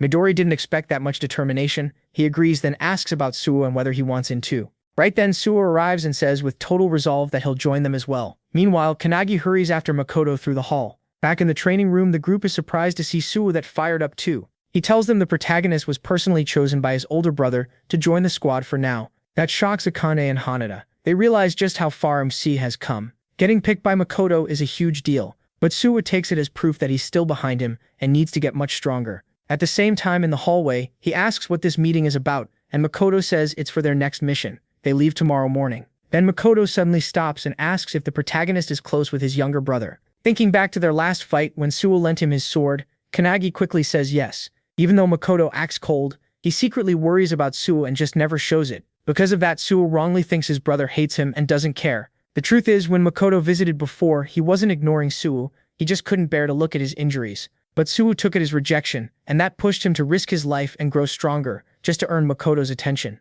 Makoto, on the other hand, doesn't want Suo stronger, he just wants him safe. That painful misunderstanding is what drives Suo to surpass Kanagi, believing only then will his brother finally notice him. Someday, he even wants to beat Makoto. MC keeps asking, and Makoto finally admits he really does care about his little brother. He finds that genuinely sweet. Back in training, Suo explains everything, and Akane says it's hard to follow. For someone who talks about beating his brother and proving himself, he still clearly respects him. As she keeps sparring with Hanada, Akane says that deep down, Suo just wants his brother's attention. Hanada thinks that's kind of touching, but Akane's comment hits Suo the wrong way and makes him snap. At the meeting, Kanagi learns the squad's 3 main rules: move fast, keep attacking, and cover your weak points. In the Counterforce division, Makoto's team is known as the strongest in battle. It stays small, at least 7 members, but every one of them is elite. Their job is taking down rank 1 and higher threats. While the helicopter carries them to the mission, Jakaru jokes that 90% of the squad's strength comes from the captain, and everyone else is just backup. Since the protagonist is only filling in, nobody expects much from him. But while Jakaru talks, Kanagi is busy looking at his phone. Jakaru calls him out, and MC quickly apologizes, saying he needs to message his friends. Jakaru asks what kind of message he means. He is trying to contact the anti-prophecy group because the founders keep bugging him about it. While the others are training, his message finally arrives and it shocks all of them. Suo is the most upset, wondering what the protagonist was even thinking when he sent that. Right away, they bring it to Midori. He finds out the message has 3 different pieces of advice, with each one meant for a different person. The tips are so detailed and helpful that even Midori is impressed. Smiling, he holds out his hand and asks if they'll accept the advice or ignore it. They all take it as a challenge and agree. Suo especially is furious, feeling like Kanagi just rubbed salt in the wound. Back in the helicopter, Jakaru tells MC they've reached the target area. He looks out and sees a frozen mountain region covered in huge crystal spikes. Their target is a rank 1 prophecy called Frozen Earth, and it's spreading so fast it could freeze the whole planet. If nobody stops it, all life on Earth could be wiped out. Worse, the same disaster is happening in 17 places across several countries, including cities. Vice Captain Kashi explains the crisis and warns them they can't waste any time. The freezing is spreading faster than expected. Makoto takes command and orders everyone to jump from the rear hatch, since the helicopter can't go any farther safely. Before they move, he reminds them not to let any humans get hurt. To fire them up, he tells the squad to recite the 3 rules. They shout them together. At the back, Kanagi thinks about the last battle, when he ended up relying on Hinoki again. He decides to use this mission to get stronger and learn from the team. As the squad jumps, the protagonist vows to clear this rank 1 prophecy by his own power. At 10:17 a.m., they land safely. The cold is brutal, and even as an awakener, Jikaru somehow catches a cold and complains about it. Kashi says the temperature is much worse than the reports claimed. He adds that the area is huge and suggests they make camp halfway through. Makoto seems to think about that but says nothing. Then Kanagi asks Jakaru if frozen earth appears in any prophecy book. Jakaru says no. The anti-prophecy unit predicted it through their own special abilities. It's also the first time anyone in the unit has successfully found a rank 1 prophecy, which is why Makoto's squad got the mission. That answers MC's question, but Kashi notices he still looks uneasy. She tells him being nervous is better than getting careless, as long as he doesn't let it weigh him down. Jakaru puts a hand on Kanagi's shoulder, repeats Kashi's point, and reminds him he's with the anti-prophecy unit's best team. Kashi snaps at Jakaru for acting too casual, and he immediately apologizes. A second later, Jakaru raises his hand. His radar picked up enemies at 2 o'clock, about 200 meters away. Kashi accepts the report and disappears at once, then returns a moment later. She says there are 30 monsters ahead around S rank from the ice gargoyle race of the Tice tribe. Makoto instantly orders the squad to wipe them out. The team rushes in with perfect coordination, and Kanagi is stunned by how smoothly they move together. They're on a completely different level from trainees. Now seeing they're true elites, he asks if he can join in. Makoto allows it, brushing the enemy off as only S rank. With that, Kanagi bursts forward and kicks one in the head. To his surprise, the monster explodes and sprays sharp ice everywhere. As Kashi dodges an attack from a stronger-looking one, she warns the squad that some unusually dangerous monsters are mixed in. The protagonist answers by using his fire-cutting blade, blasting one apart with a burning strike. Jakaru is shocked to see him use a fury sword skill, and Kashi is impressed. At the same time, Makoto cuts through the rest with only a few easy swings. He notices MC's flaming sword and realizes that must have caused the blue beam he saw before. After the fight, the squad makes camp in the mountains and starts eating. During the meal, Kashi asks Jakaru what else his radar picked up. Jakaru says there are no boss-level threats within 10 kilometers. Kashi relaxes, saying they can stay the night there, but then notices Makoto and Kanagi are gone. Elsewhere, he sits by his own fire, trying to combine his spells like before. While he focuses, Makoto suddenly appears behind him and teases him for being so eager to train, nearly scaring him to death. Once the protagonist settles down, Makoto sits beside him and asks if this is his first time camping, and if he's having trouble. The protagonist says he's doing great, and Makoto casually admits he just wants to go home and smoke. MC is stunned, but things get weirder when Makoto says he really wants to smoke his cat. MC completely misunderstands, and thinks he means drugs. He immediately asks about the cat, and Makoto leans in close, pulls out his phone and shows him a picture. He asks what the cat's called, and Makoto says his name is Oribe. Looking at the photo, the protagonist notices how fierce the cat seems, but asks if Makoto really misses him. Makoto says no. Oribe scratches up his things, throws up everywhere, and is basically a little monster. Even so, Makoto admits the cat is still cute, just like his little brother Suo. Kanagi finds that comparison odd, but listens as Makoto quietly says he hopes he can talk with Sue like this someday. MC says he can't really relate since he's an only child, but maybe Makoto should try treating Sue the way he treats his cat. At that, Makoto smiles and agrees, then starts showing Kanagi videos on his phone. He is shocked to see the captain babying the cat. Makoto laughs and wonders if acting like that is really okay. Then he gently asks the protagonist if they can train together. The protagonist honestly doesn't want to, but before he can answer, Kashi finds them and tells them to come back, since they need to leave early tomorrow. Makoto agrees right away. That night, while the squad sleeps, a mysterious person heads into the frozen land, dressed way too lightly for the cold. When someone stops him, he says he's there to fulfill the prophecy of that place. Holding a small book, he calls it an important mission. This lone awakener is heading for the same mountain as Makoto's squad. Back at camp, Kanagi falls asleep and starts training in his dream with the founders. This time, the lesson is archery to sharpen his focus. Under Margit's instruction, he practices with a heavy bow. Seeing him sweat, she asks if keeping that concentration steady hurts. During the lesson, Hinoki loudly complains that it isn't sword day, but the page shuts him down, reminding him yesterday was his turn. Even with all that noise, Margit is impressed. MC stays focused. His concentration is far better than it was at the start. Kanagi says he's on a mission with an incredible team, and that pushes him to do his best. Fixing his eyes on the target, he lets the arrow fly and nails the bullseye perfectly. Margit is amazed. He drops to the ground in relief. Margit tells him to remember that feeling and ends the session. The moment training is over, Hinoki lights up. He instantly pulls his sword and tells the protagonist to get up for sword practice. But before they begin, MC wakes up to his squad calling him.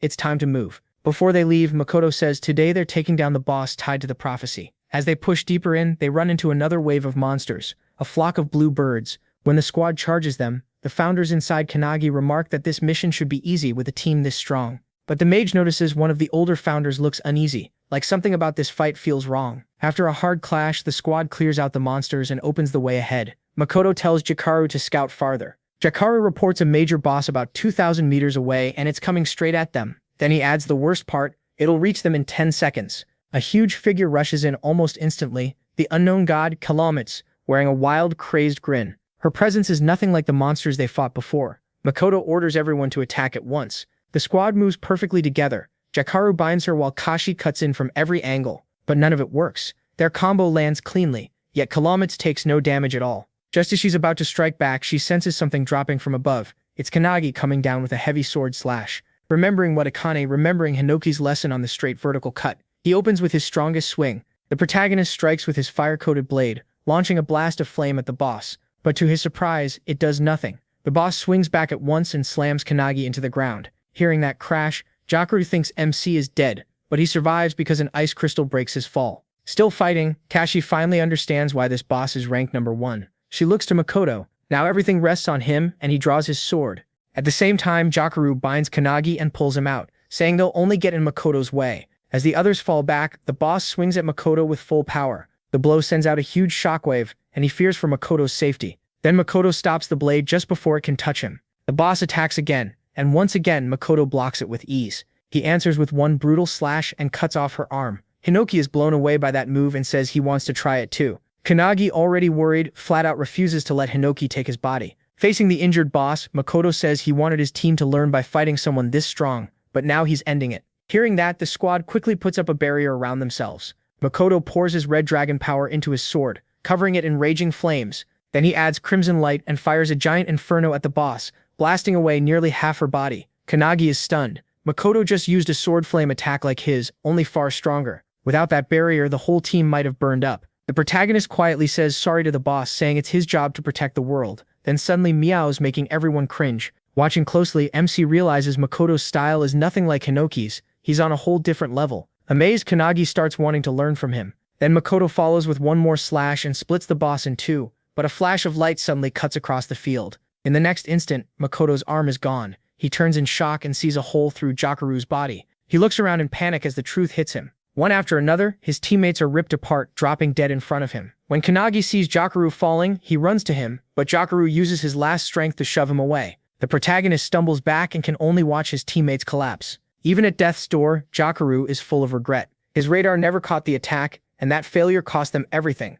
As he falls, he apologizes to Makoto and hits the ground, hoping someone at least saw where the shot came from. Kashi survives, but several others are pierced by the same beam. Holding his severed arm, Makoto shouts for everyone to hide in the terrain. It's a skill attack. No one hesitates. They run. While retreating, Kashi calls to a fallen teammate and tells him to move. But he hesitates, worried about Makoto's condition. The attack that took Makoto's arm can't be blocked, not even by barriers, because it destroys anything it touches. Another beam flies at Makoto, but he barely avoids it by jumping up. Kashi watches in fear, as the boss keeps attacking while her body heals. Knowing they need to finish her in one big strike, she turns to Kanagi and finds him on his knees, frozen. Staring at his dead teammates, MC weakly asks Valentine if she can bring them back. Valentine looks ashamed as she answers she can't revive the dead. Kanagi goes quiet, takes a breath, and calls on all the founders. He admits he wanted to handle this himself, but now he knows he needs their help again. Hinoki immediately steps up and takes over his body. Meanwhile, Makoto studies the attack and realizes it got past Jakaru's radar. Since that radar only covers 3 kilometers, the shot had to come from farther away. That one hit killed Jakaru and took Makoto's arm, which means the hidden attacker is at least as strong as he is. Refusing to waste his team's sacrifice, Makoto pushes past his limits and draws out even more power. Using everything he has, he senses a point over 3 kilometers away through all the obstacles. Gripping his sword, he thinks of the dead and uses that pain as fuel. Makoto charges his blade with crimson light and releases a massive wave of fire tearing through everything ahead. At last, it exposes the hidden enemy, the same lone boy who came here earlier. He's impressed Makoto found him, just like he expected from the strongest squad's captain. But Makoto is shocked because his attack gets swallowed whole. The boy says if Makoto still had his left arm, that strike might have killed him, then uses a spell called Darkness to form dark orbs around himself. As he walks toward Makoto, he fires one of those orbs to kill him. Makoto answers with a swing that raises an ice barrier. Then he vanishes in a blink and appears behind the boy, aiming a slash at his neck. Before Makoto can react, that same beam fires again and blows away part of his torso. The boy stays untouched and calmly says he saw Makoto's move coming. Then he adds that Makoto is the one close to death. That sets Makoto off. With what little strength he has, he rushes in and swings, but the boy slips aside easily and drives a hard kick straight into Makoto's wound. But Makoto planned for that. Using the opening, he smashes the boy with the back of his sword and sends him crashing down. As he watches, Makoto starts to wonder why the boy stopped using that beam after only a few shots. It's insanely strong, but maybe he can't keep using it. Then Makoto figures it out. The spell can't be fired non-stop. When it comes to stamina, they may be even. The boy lands on his feet after the crash and confirms that guess, but reminds Makoto they're not equally injured. Makoto has lost an arm and half his body. Even so, Makoto rejects the idea of being at a disadvantage. He remembers the 3 rules of the Makoto squad and draws strength from them. Resolve fills him as he prepares to fight to the end. He coats himself in burning electric fire, sealing his wounds shut, and roars out the squad's 3rd rule, overcome your weakness. Then he unleashes Scarlet Blaze. The boy narrows his eyes and realizes Makoto is burning his own life to get stronger. So he does the same, feeding his darkness spell with his life force. Makoto, calling on the spirits of his fallen comrades, stares his enemy down and warns him not to disrespect his squad. Back with Kanagi as he calls on the founders, his hair turns white and Hinoki takes over. The surviving squad members, still trying to escape, are stopped by the boss as she regenerates her arms. Kashi realizes she can't handle this alone, so she calls to Kanagi, still at the rear. To her, it looks like his spirit broke after seeing everyone die, which would make sense for someone who only recently joined. But then the protagonist stands up. In a flash, he rushes in and kicks the boss so hard she goes flying. Elsewhere, Makoto and the boy keep trading blows, and Makoto fights with only half a sword. He unleashes Scarlet Light, and the opponent barely avoids it by leaning aside. Even after dodging, he starts to worry. Makoto's flames should have been erased by darkness, yet they keep coming back and hitting him. On top of that, there's a limit to how much darkness he can control by hand, and he's nearing it, so he fires a swarm of dark orbs at Makoto. Makoto dodges them fast, finds an opening, and slices off the boy's arm. Now the tide is turned, but even one-armed, the boy jumps in and slams his knee into Makoto's wounded side. Makoto falls in pain as the boy walks up and says, losing an arm means nothing, especially when Makoto still has a hole in his stomach. Then he reveals something worse. He says he expected all of this. From the first strike, he knew Makoto would close the distance. He even praises Makoto for always choosing the best move without wasting time. But that, he says, is also Makoto's weakness. He's too easy to read. That's why he'll lose. Then he reaches into his bag and pulls out a book, claiming Makoto's defeat was written in it from the start. Makoto's eyes widen when he recognizes the Book of Doom.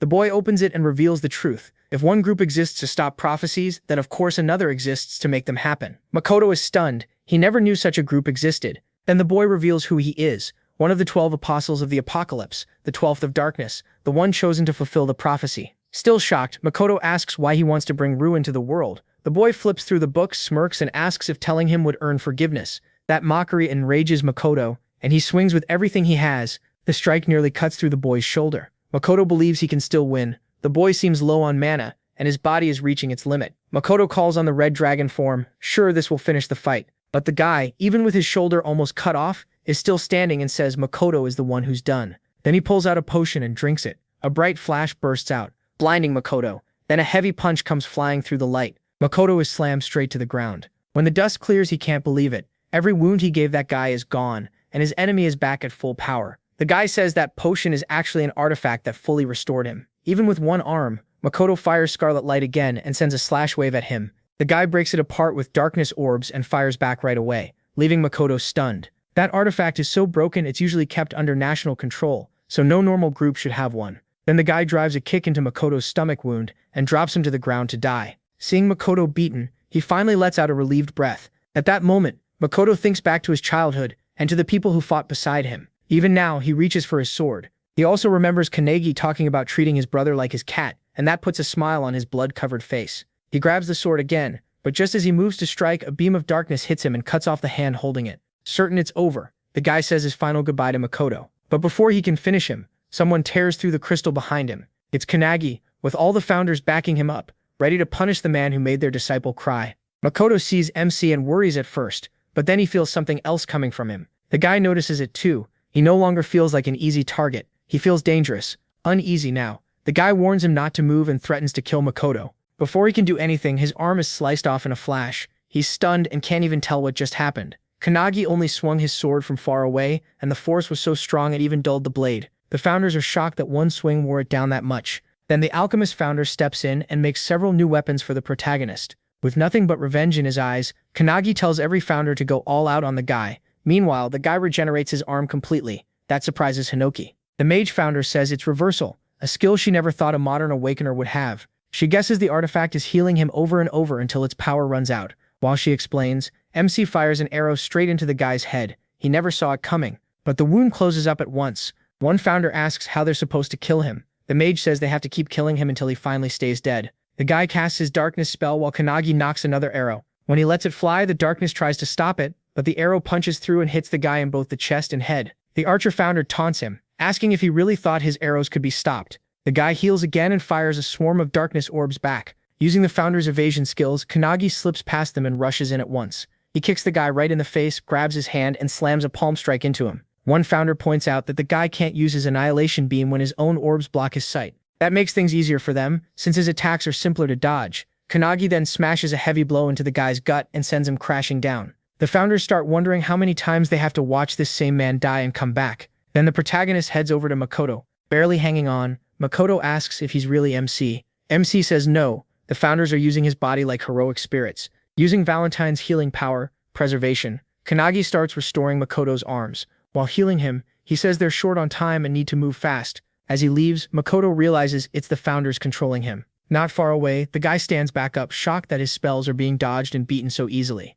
The protagonist doesn't let him think and attacks with a spear, driving it right through his heart. The guy keeps getting struck down again and again, never getting a second to recover. One founder asks the mage if leaving the spear in his heart will stop the healing. It doesn't. The spear slips through and the guy starts regenerating again. As he comes back, Kanagi drops a crushing kick from above and smashes him into the ground once more. MC starts wondering which part would grow back first if they destroyed his whole body. This time, the guy starts regenerating from his hand. By the time his body is restored, he's panting hard and clearly wearing out. He's getting torn apart over and over, but he still refuses to be stopped by a kid. So he decides to kill Makoto and run. But when he rushes over, Kanagi is already there, sitting beside Makoto and guarding him. With a crazy smile, he tells him he's too late. Then Hinoki takes over the protagonist's body and using his sword style cuts the guy completely into pieces.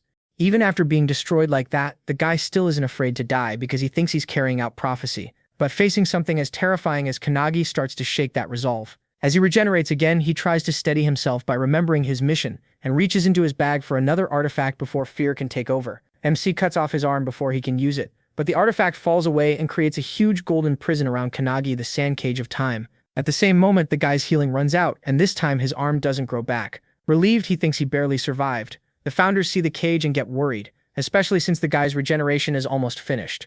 Outside the cage, the guy says not even his darkness can break it, so he has no way to kill him from inside. Looking nervous, he says he's leaving, but before he can finish, Hinoki shouts for him to look carefully. The guy suddenly feels a huge presence behind him and turns to see Makoto standing again, still healing as he rises. So how is Makoto this absurdly strong? It goes back to his childhood, when he trained under the best Midori. Makoto even beat Midori in a sword match, so Midori told him to find a better teacher. Following the advice of the world's strongest awakener, Makoto searched for top masters everywhere, but he outgrew each one. Swordsmanship, magic, speed, it didn't matter. None of them could keep up for even a month. One teacher finally sent him to the strongest swordsman they knew then, Hinoki Ichika, Hinoki's little sister. Ichika became Makoto's last master, and he trained with her for about 3 years. During one lesson, Makoto asked her about a sword technique from a book called Indomitable. Even Ichika couldn't explain it. She said it was something only Hinoki the founder could use. That only made Makoto more interested, since he'd already read about it. Not long after, Ichika realized she had nothing left to teach him.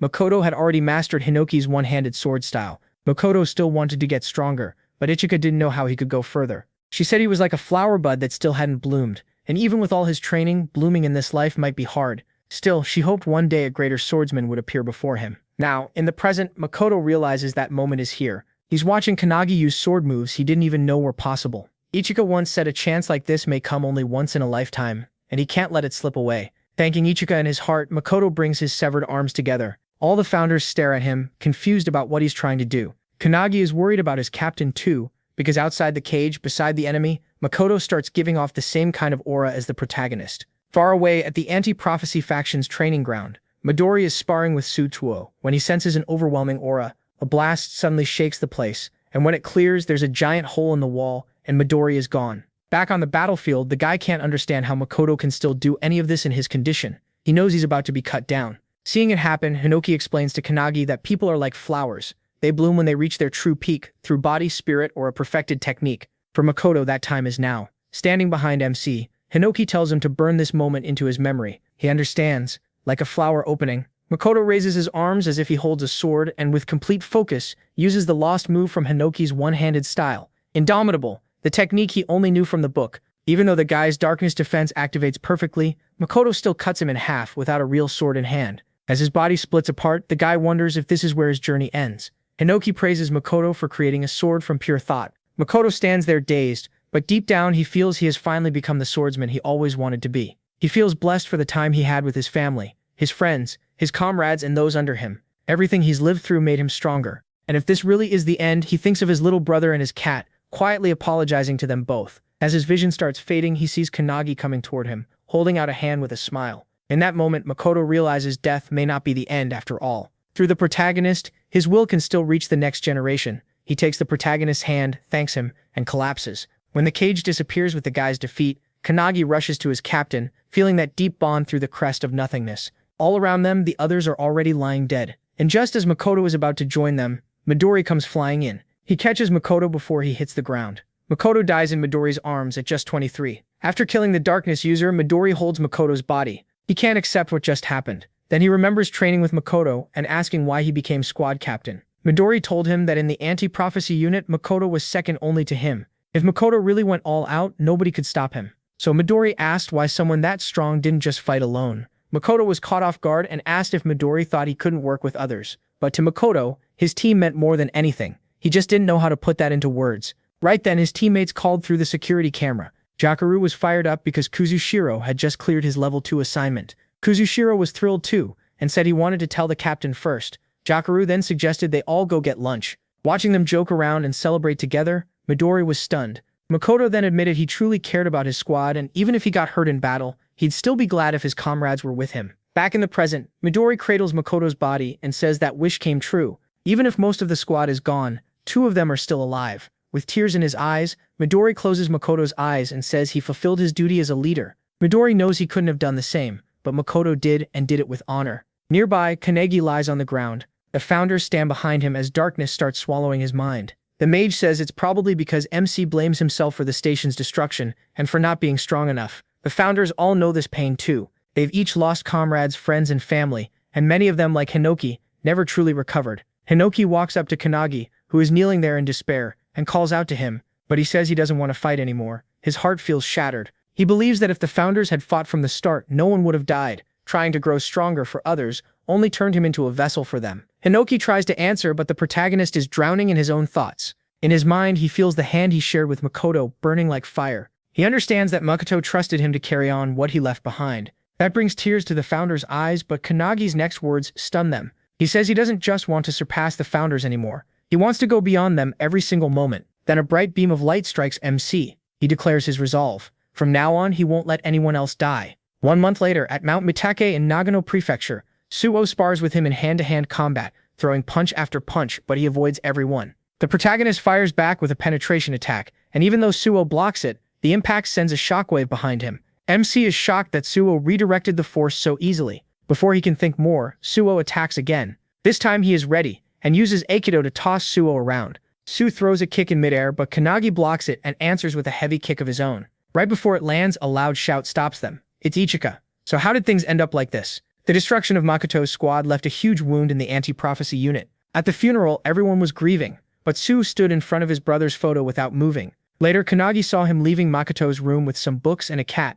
The protagonist recognized the cat as Oribe, the one Makoto always mentioned. Sama was surprised MC knew about the cat, since even he hadn't known. Before going into Makoto's room, Sama had no idea about the cat, the books, the clothes, the food, or even what his brother had been thinking. He only learned all that after sorting through Makoto's things. Kanagi then noticed Sama was carrying a stack of diaries. Makoto had left them for his brother, in case he died. They recorded his training, missions, and daily life, but Sama found something else in them too. Nearly every entry ended with Makoto worrying about him, how Suo was doing, the cold weather, his progress, and little events in his life. Reading those entries alone in his room, Suo collapsed to the floor in tears, realizing everything his brother wrote came back to him. As Suo told Kanagi all this, he shared that Makoto always talked about Suo and Oribe too. That made Suo tear up again. He then says he wants to get stronger so his brother won't have to worry about him anymore, even from heaven. After that, the two of them went to Ichika for training. She was cautious at first until they explained that Suo was Makoto's brother, and that Makoto had died in battle. That shocked Ichika, but she stayed calm.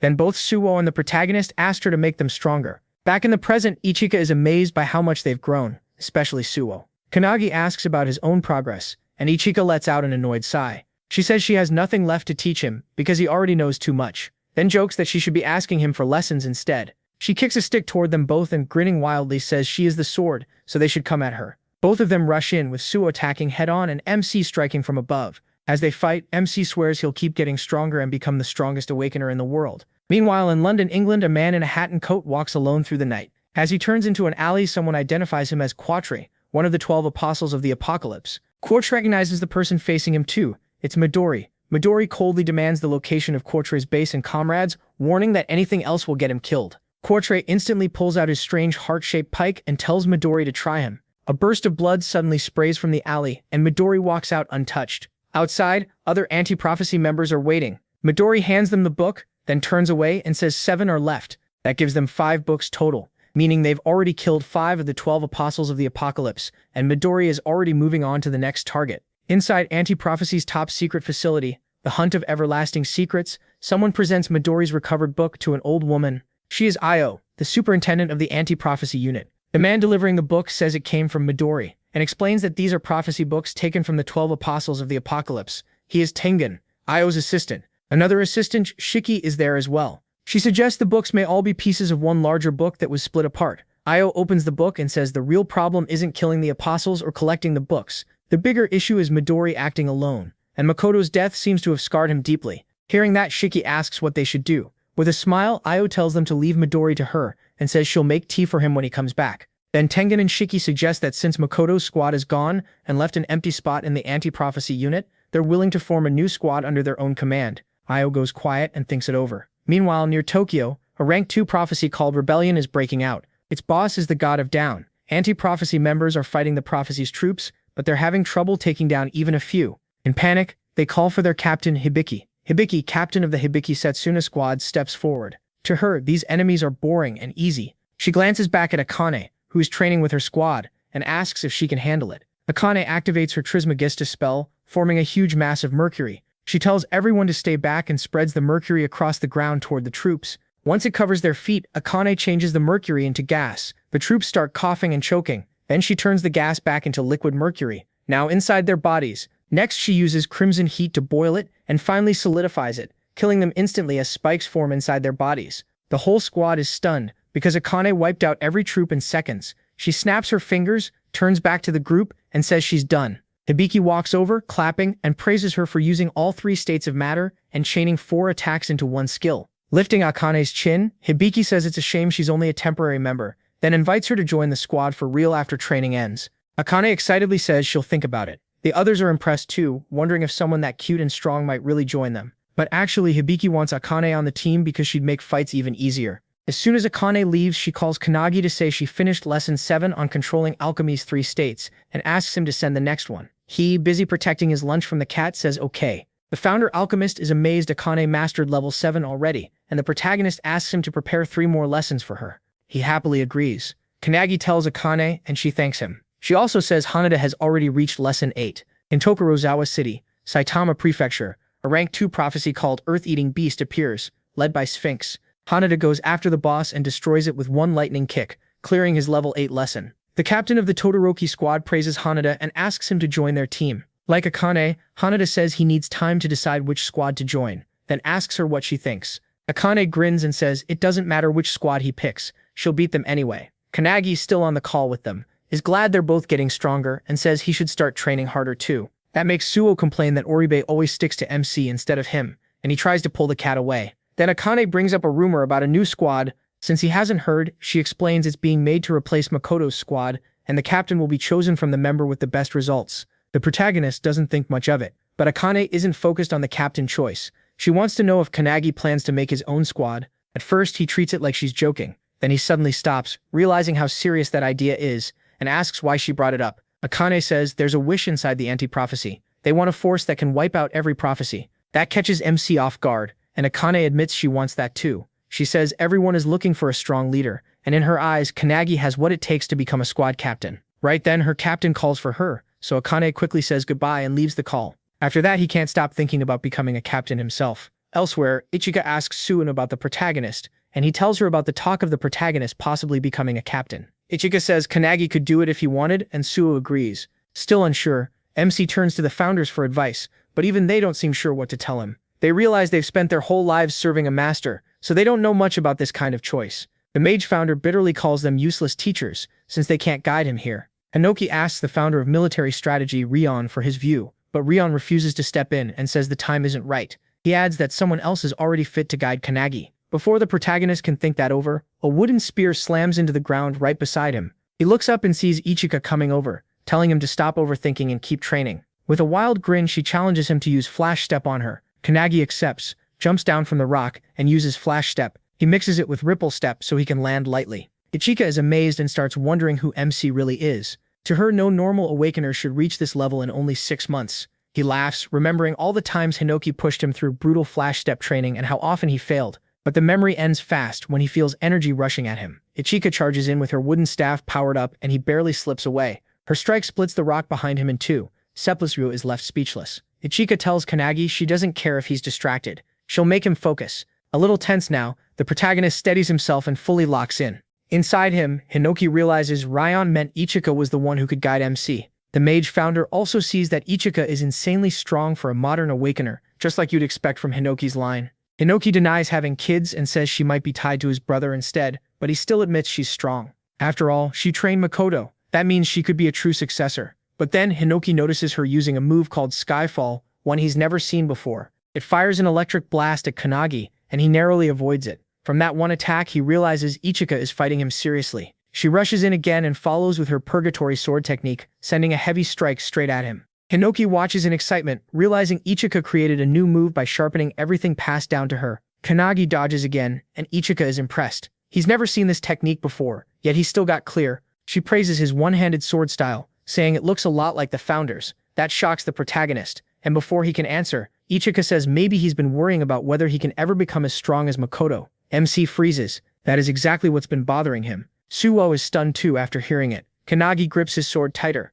He remembers seeing Makoto's power for himself and how amazing he was as a captain. That's why he keeps wondering if he'll ever reach that level. Then, to his surprise, Ichika tells him he doesn't need to become Makoto. She suddenly shouts for him to focus, pours in her energy, and unleashes Tengu Dance, creating a huge water tornado. She says that move was built by later masters, who kept developing the founder's style. They may never match the founder because the gap is too huge, but they kept chasing that peak and got closer little by little. Kanagi finally gets what she's saying. Ichika admits she doesn't fully know how great Makoto was, but from what she saw, he had to be an amazing leader. She says the protagonist won't be the same as Makoto at first, but if he keeps sharpening himself, he can absolutely reach that level. Pointing her wooden stick at him, she tells him not to try to copy Makoto. Instead, he should walk the path that was left to him. Those words make Kanagi remember the day Makoto shook his hand. Looking back on that moment, he understands he needs to face forward instead of measuring himself against someone else. Ichika smiles and says that for that future, she'll train him herself. After that, they throw themselves into brutal training for 2 weeks. Then, at Anti-Prophecy headquarters, Hibiki and Todoroki look over the list of new squad captain candidates.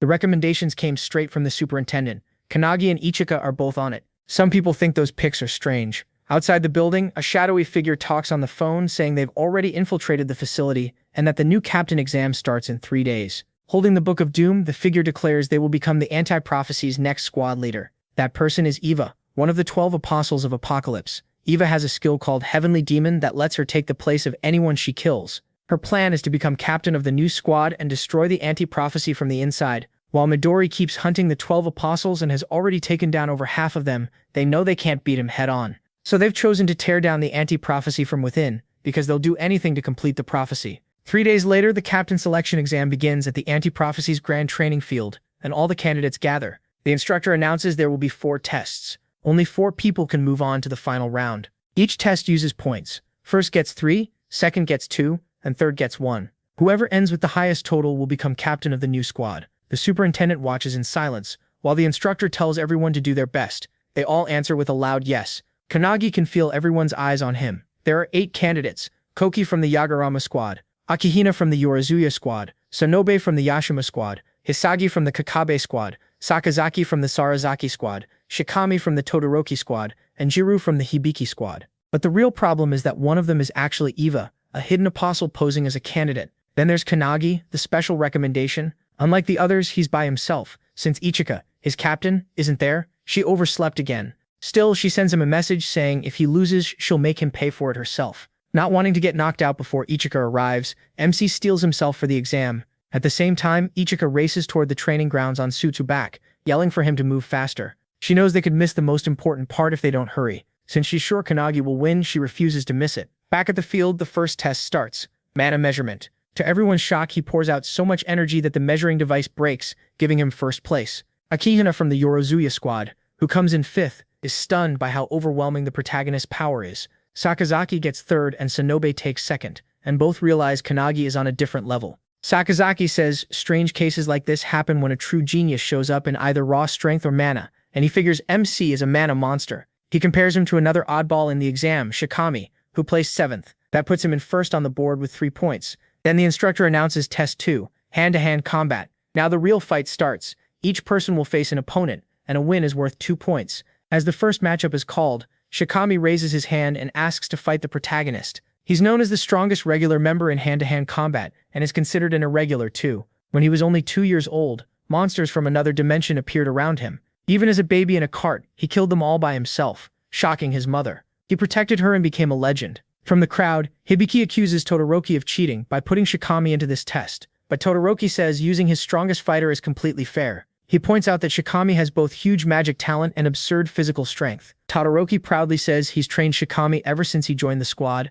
and no one has ever beaten him in hand-to-hand combat. Hearing that, Hibiki wonders if the match will be over in an instant since Shikami is almost impossible to beat up close. When the fight starts, Shikami walks up to Kanagi and asks if he's really been giving Hanada lessons. Thinking of the founders, MC answers that he's only the messenger. Shikami doesn't get it, but says someone is clearly guiding Hanada from behind the scenes, and Hanada is already a super genius. Shikami says Hanada would reach that level even without him. He just nods and agrees. That answer only makes Shikami more irritated. Furious, Shikami activates Violent Bite and turns monstrous. Then he rushes the protagonist at insane speed. MC barely ducks and Shikami instantly follows with a heavy claw strike. Todoroki loves seeing his fighter go all out. Shikami throws everything into the swing, but Kanagi slips aside and takes the opening. Dropping into Kudo's stance, he grabs Shikami's wrist and slams him hard into the ground. The hit sends out a huge shockwave and blasts rocks everywhere, leaving everyone stunned. When the dust clears, both fighters are in the air. The others can hardly believe it. Kanagi only redirected the attack, yet the force wrecked the whole field.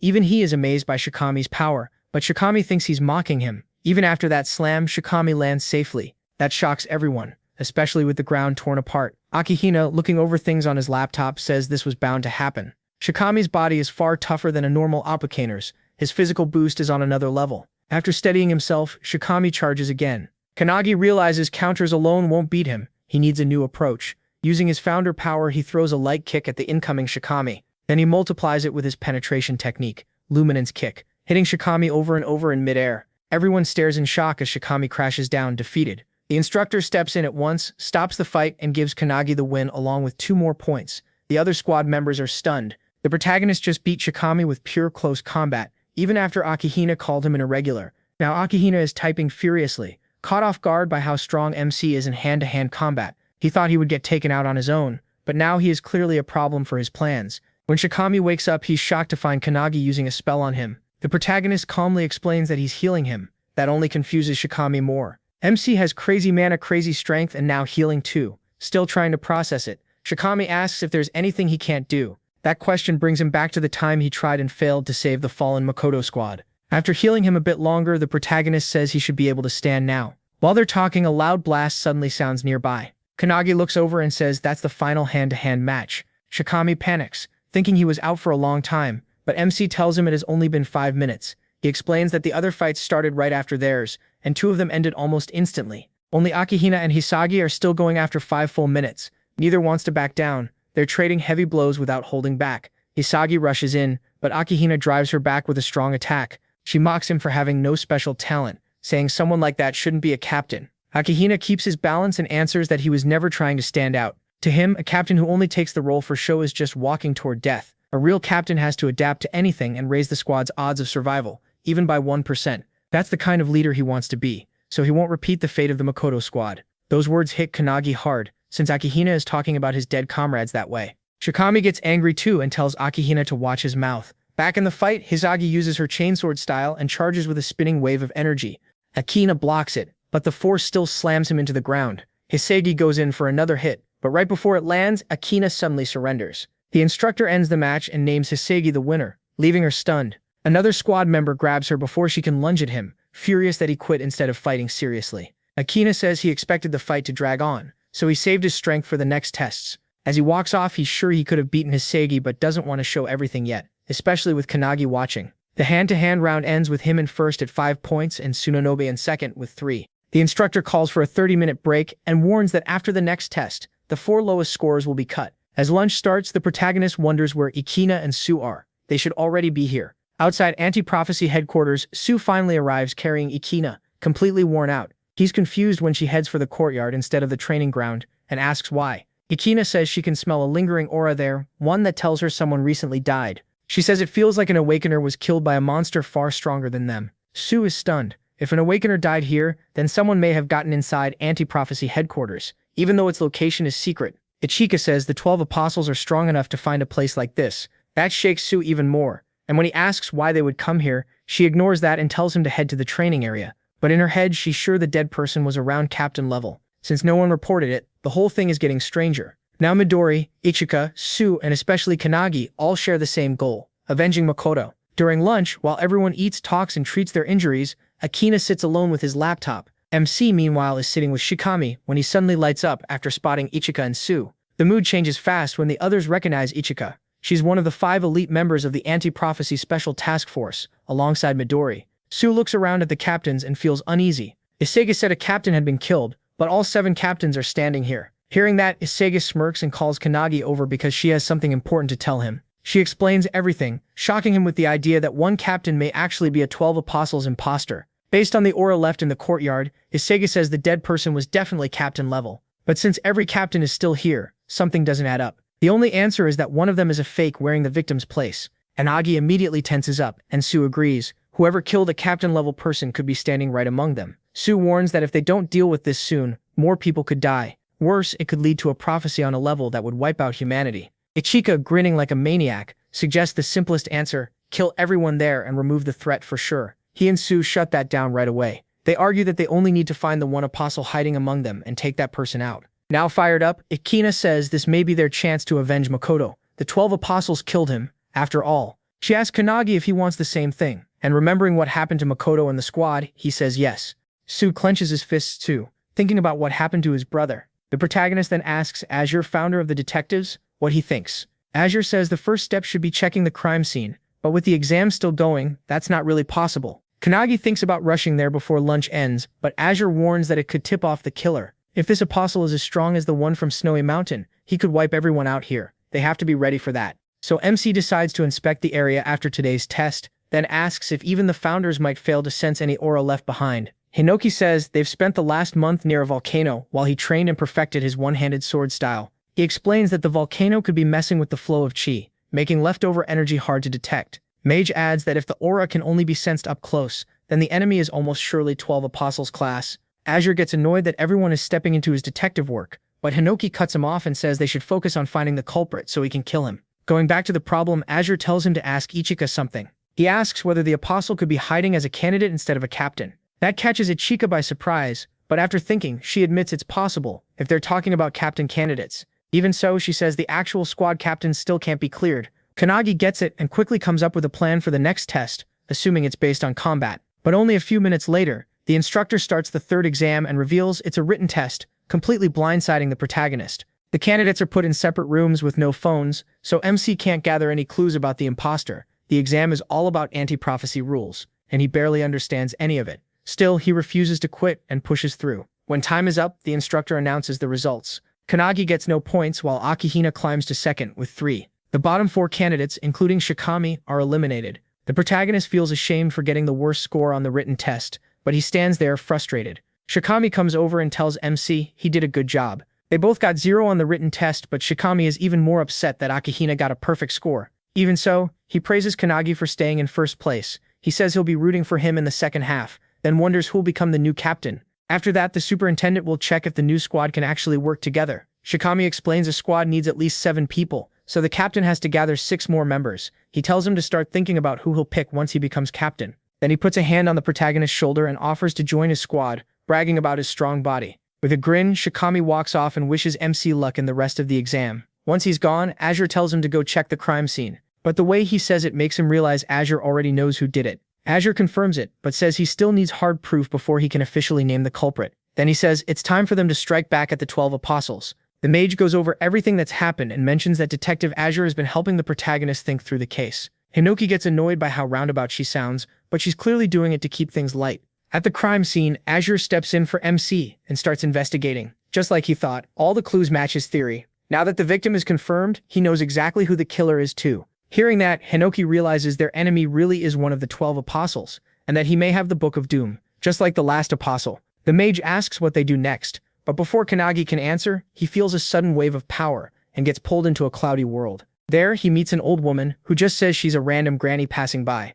She asks how the investigation is going, and he says there's been a murder. The killer is using someone else's body and is very skilled. The granny asks if they should catch the culprit now, but he says they already know who it is and not by guessing. They have proof. Even so, he says he still can't reveal everything yet. The granny doesn't get it. To her, the best move is to expose the killer and take them out right away. The protagonist tells her it only looks that simple. There are actually 2 culprits, not 1. He says it's better to bring them both down together when they're in the same place. He'll handle it in the morning, and asks the old lady, who is really the superintendent, to stay out of it and just watch. She smiles, wishes him luck, and repeats that she's only a passing granny who won't interfere. As she starts to leave, Kanagi tells her his name, which makes the old woman smile again. A strong burst of energy suddenly rushes into him, and he returns to his body. In a secret place, the assistant asks the superintendent if it's really okay to leave things like this. The granny says she doesn't mind. Kanagi seems close to the truth and looks like he has a plan. She just wants to see what he'll do next. Then she tells the assistant to have the other officers back him up if anything happens.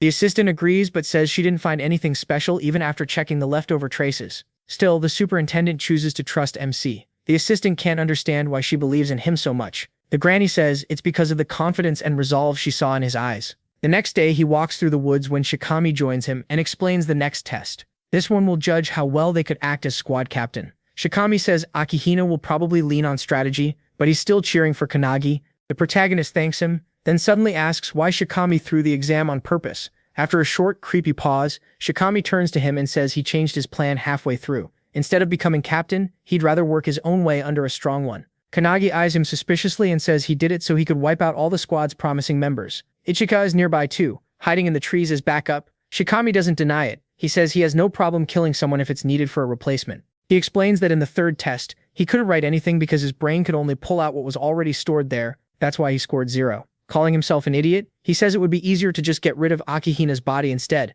When they reach an open field, all the squad captains and members are waiting around them. At the center, Todoroki is chained to the ground, with Hibiki and another captain standing beside him.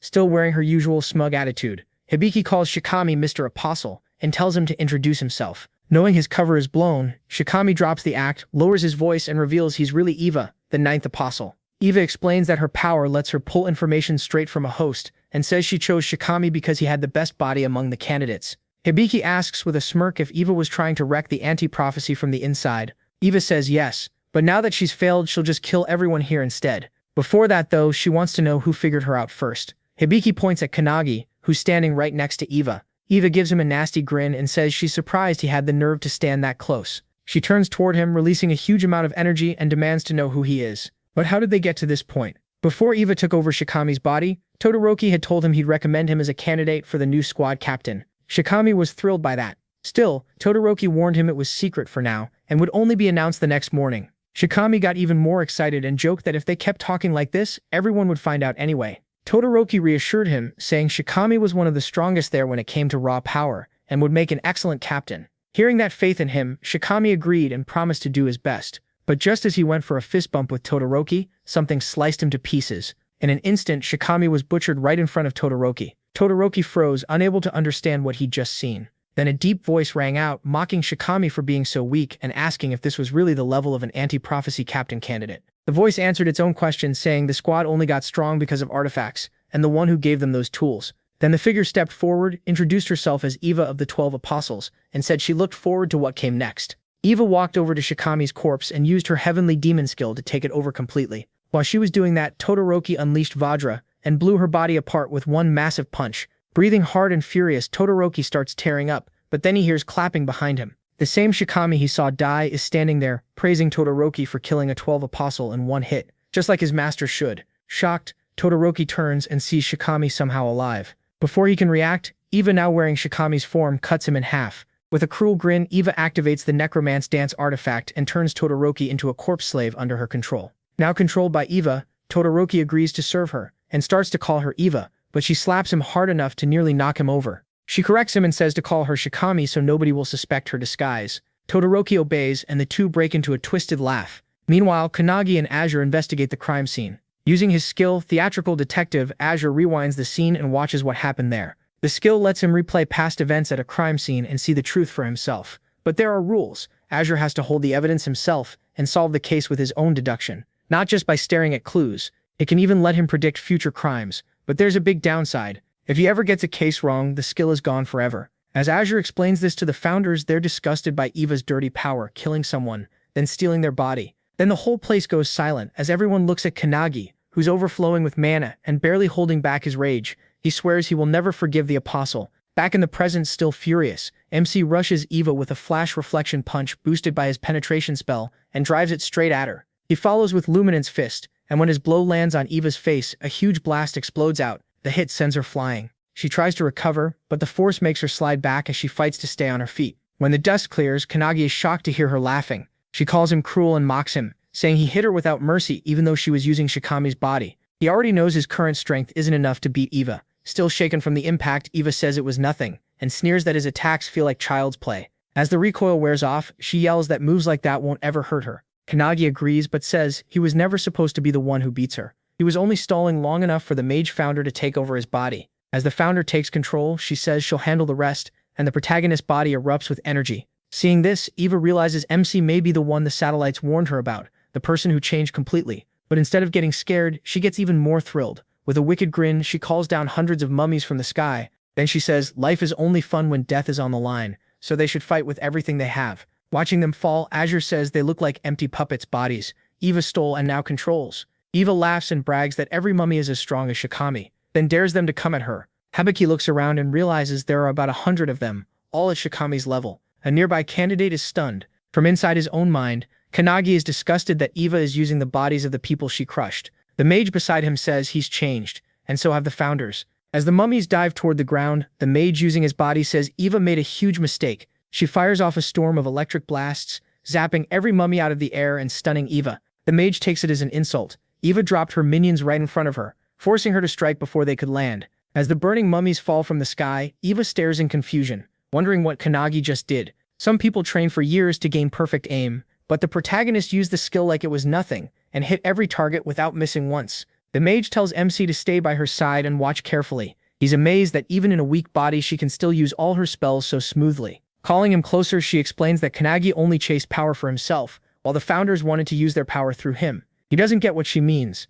She goes on, saying that even after all this, the protagonist drunk on power still thought only about getting stronger. At the same time, the founders are just as intoxicated by MC's unmatched talent. But after losing a friend, someone who trusted him with the future, the mage says Kanagi is now furious from the bottom of his heart.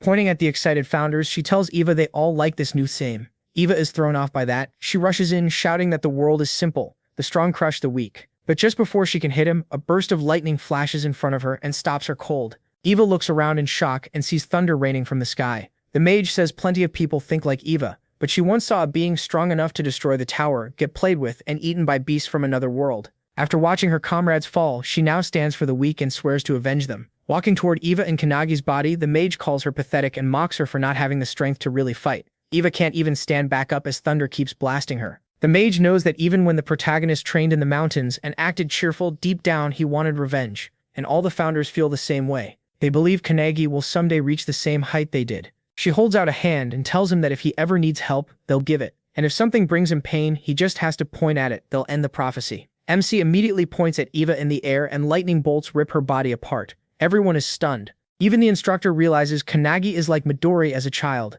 a monster in the making. Lying there in pieces, Eva can't understand how this kid destroyed her whole army and tore her body apart too. He walks up and asks if she finally understands their power. Then he says he has a lot to ask her. He adds that he knows plenty of people who are good at interrogation, and he plans to make her explain everything. But in a deep voice, Eva says she can't beat Kanagi like this, and admits her boss was right. Suddenly a coffin rises from the ground. Eva calls it her trump card. The protagonist is stunned. Eva explains that hundreds of years ago, one founder, the 10,000-man army slasher, helped destroy the tower. To MC's horror, she reveals the body of Hinoki Reihiru inside the coffin. All the founders, especially Hinoki's spirit, are shocked that she has his corpse. Without saying a word, the mage drops a thunderbolt on the coffin. Hinoki is shocked, but the mage says this is serious now. Eva has already taken over his body. Then Hinoki's corpse rises, sword in hand. Excited by her new power, Eva says she can finally fight them as an equal. Kanagi feels the crushing pressure in the air and realizes it's even worse than what he felt training with Ichika. Then Eva snaps her fingers and hundreds more minions rise from the ground. Calling it her second wave, she makes Kanagi worry, but the mage tells him it's nothing. As Eva keeps summoning more, an explosion suddenly goes off behind her. She turns and sees his friends arriving, Ichika, Suo, and the others, ready to fight. The protagonist isn't alone. Eva gets annoyed because she thought he had no one else. As she listens to him speak, Kanagi notices the corpse sounds exactly like Hinoki. Even with their allies here, the group still struggles to bring the minions down, and Eva smugly says these ones are much stronger. This batch has a hardening skill, and even a full-force attack can't leave a scratch. Worse, every minion has its own unique skill, making them even harder to handle. With so many at once, the anti-prophecy group is getting overwhelmed. After watching closely, Hibiki activates her sound visualization release skill, creating a sound phoenix that wipes out a whole group at once. Even so, she stays cautious because each minion is boosted by its own ability. And just when the fight is already a mess, Todoroki suddenly breaks free of his chains and slams one of the younger members into the ground. Hibiki reacts in time and saves them. Through all this, Eva is loving the chaos. She smugly says that in a fight like this, only squad captains can hope to survive. Kanagi looks to the other founders for an answer, but none of them speak, so he turns to the mage and asks for control of his body back, just for a moment. She's surprised, but agrees. Once he takes over, MC mocks Eva and says her mistake was looking down on his friends. Elsewhere, Hanada gets surrounded by minions, but he remembers Lesson 7 from Kanagi. Using his fist technique, he summons a dragon to power and shape his attacks. Then he tears through every minion, rushing him with explosive kicks. Earlier, Founder Spirit Wantak had noticed Hanada's body was both strong and flexible, and that he liked fast movement and focused strikes. Another founder argued the style was solid, but it could become much better with their help. Now Hana puts all of that training together, moving like a snake and crushing minions from every angle with clean, sharp blows. At the same time, Akane braces herself for the swarm charging her. She remembers Kanagi's advice about transmute, turning something flawed into something perfect. She used to make only cheap, weak weapons, but now she's gone far beyond that, forming stone golems straight from the ground. That was Lesson 8, and with it, she can smash through even the hardened minions. Kanagi asks Hinoki about Suo, but Hinoki says Suo is doing just fine. He may not be as gifted as his brother, but he has talents of his own. Right now, he's using Hinoki's one-handed sword style with Skyfall, cutting down a whole pack of minions in one swing. Then he mixes it with Calendula, making a flower-shaped slash that hits a wide area. She watches with pride, impressed by how smoothly her student is mixing techniques and skills. Even so, she still thinks Kanagi's combos are on another level. While cutting through minions and thinking that over, she suddenly notices a huge fire tornado in front of her. That can only mean his fight with the 12 apostles has already started. But when she looks closer, her shock grows. Kanagi is fighting the legendary founder Hinoki. Eva rushes the protagonist using Hinoki's one-handed sword style with the wave-cutting blade technique. MC slips past it with absurd precision. Even though she misses him, the attack still tears up the ground. He fires back at once with the mage's thunderbolt, but someone as strong as Eva barely feels it. She answers with Dice Slash, cutting the whole battlefield into cubes and even slicing through her own minions. Kanagi survives by jumping onto one of the floating blocks and remembers he once endured this very move with his own body. As the field breaks apart into moving cubes, the others can barely keep their balance. One member grabs another who is about to fall, but before they can pull her up, Dice Slash cuts his arm off and she drops, still clutching the severed arm as she falls. Kanagi spots them just in time. He instantly casts a bubble spell and lifts them all to safety. The mage spirit, getting more worried, asks Hinoki what they should do. Hinoki tells her to decide for herself, and she does. Then, just as Eva fires Splitting Cloud, a beam attack, she unleashes it, throwing the battlefield into even more madness. Eva is thrilled by what a founder's body can do, amazed at how perfectly Hinoki's body is built for combat.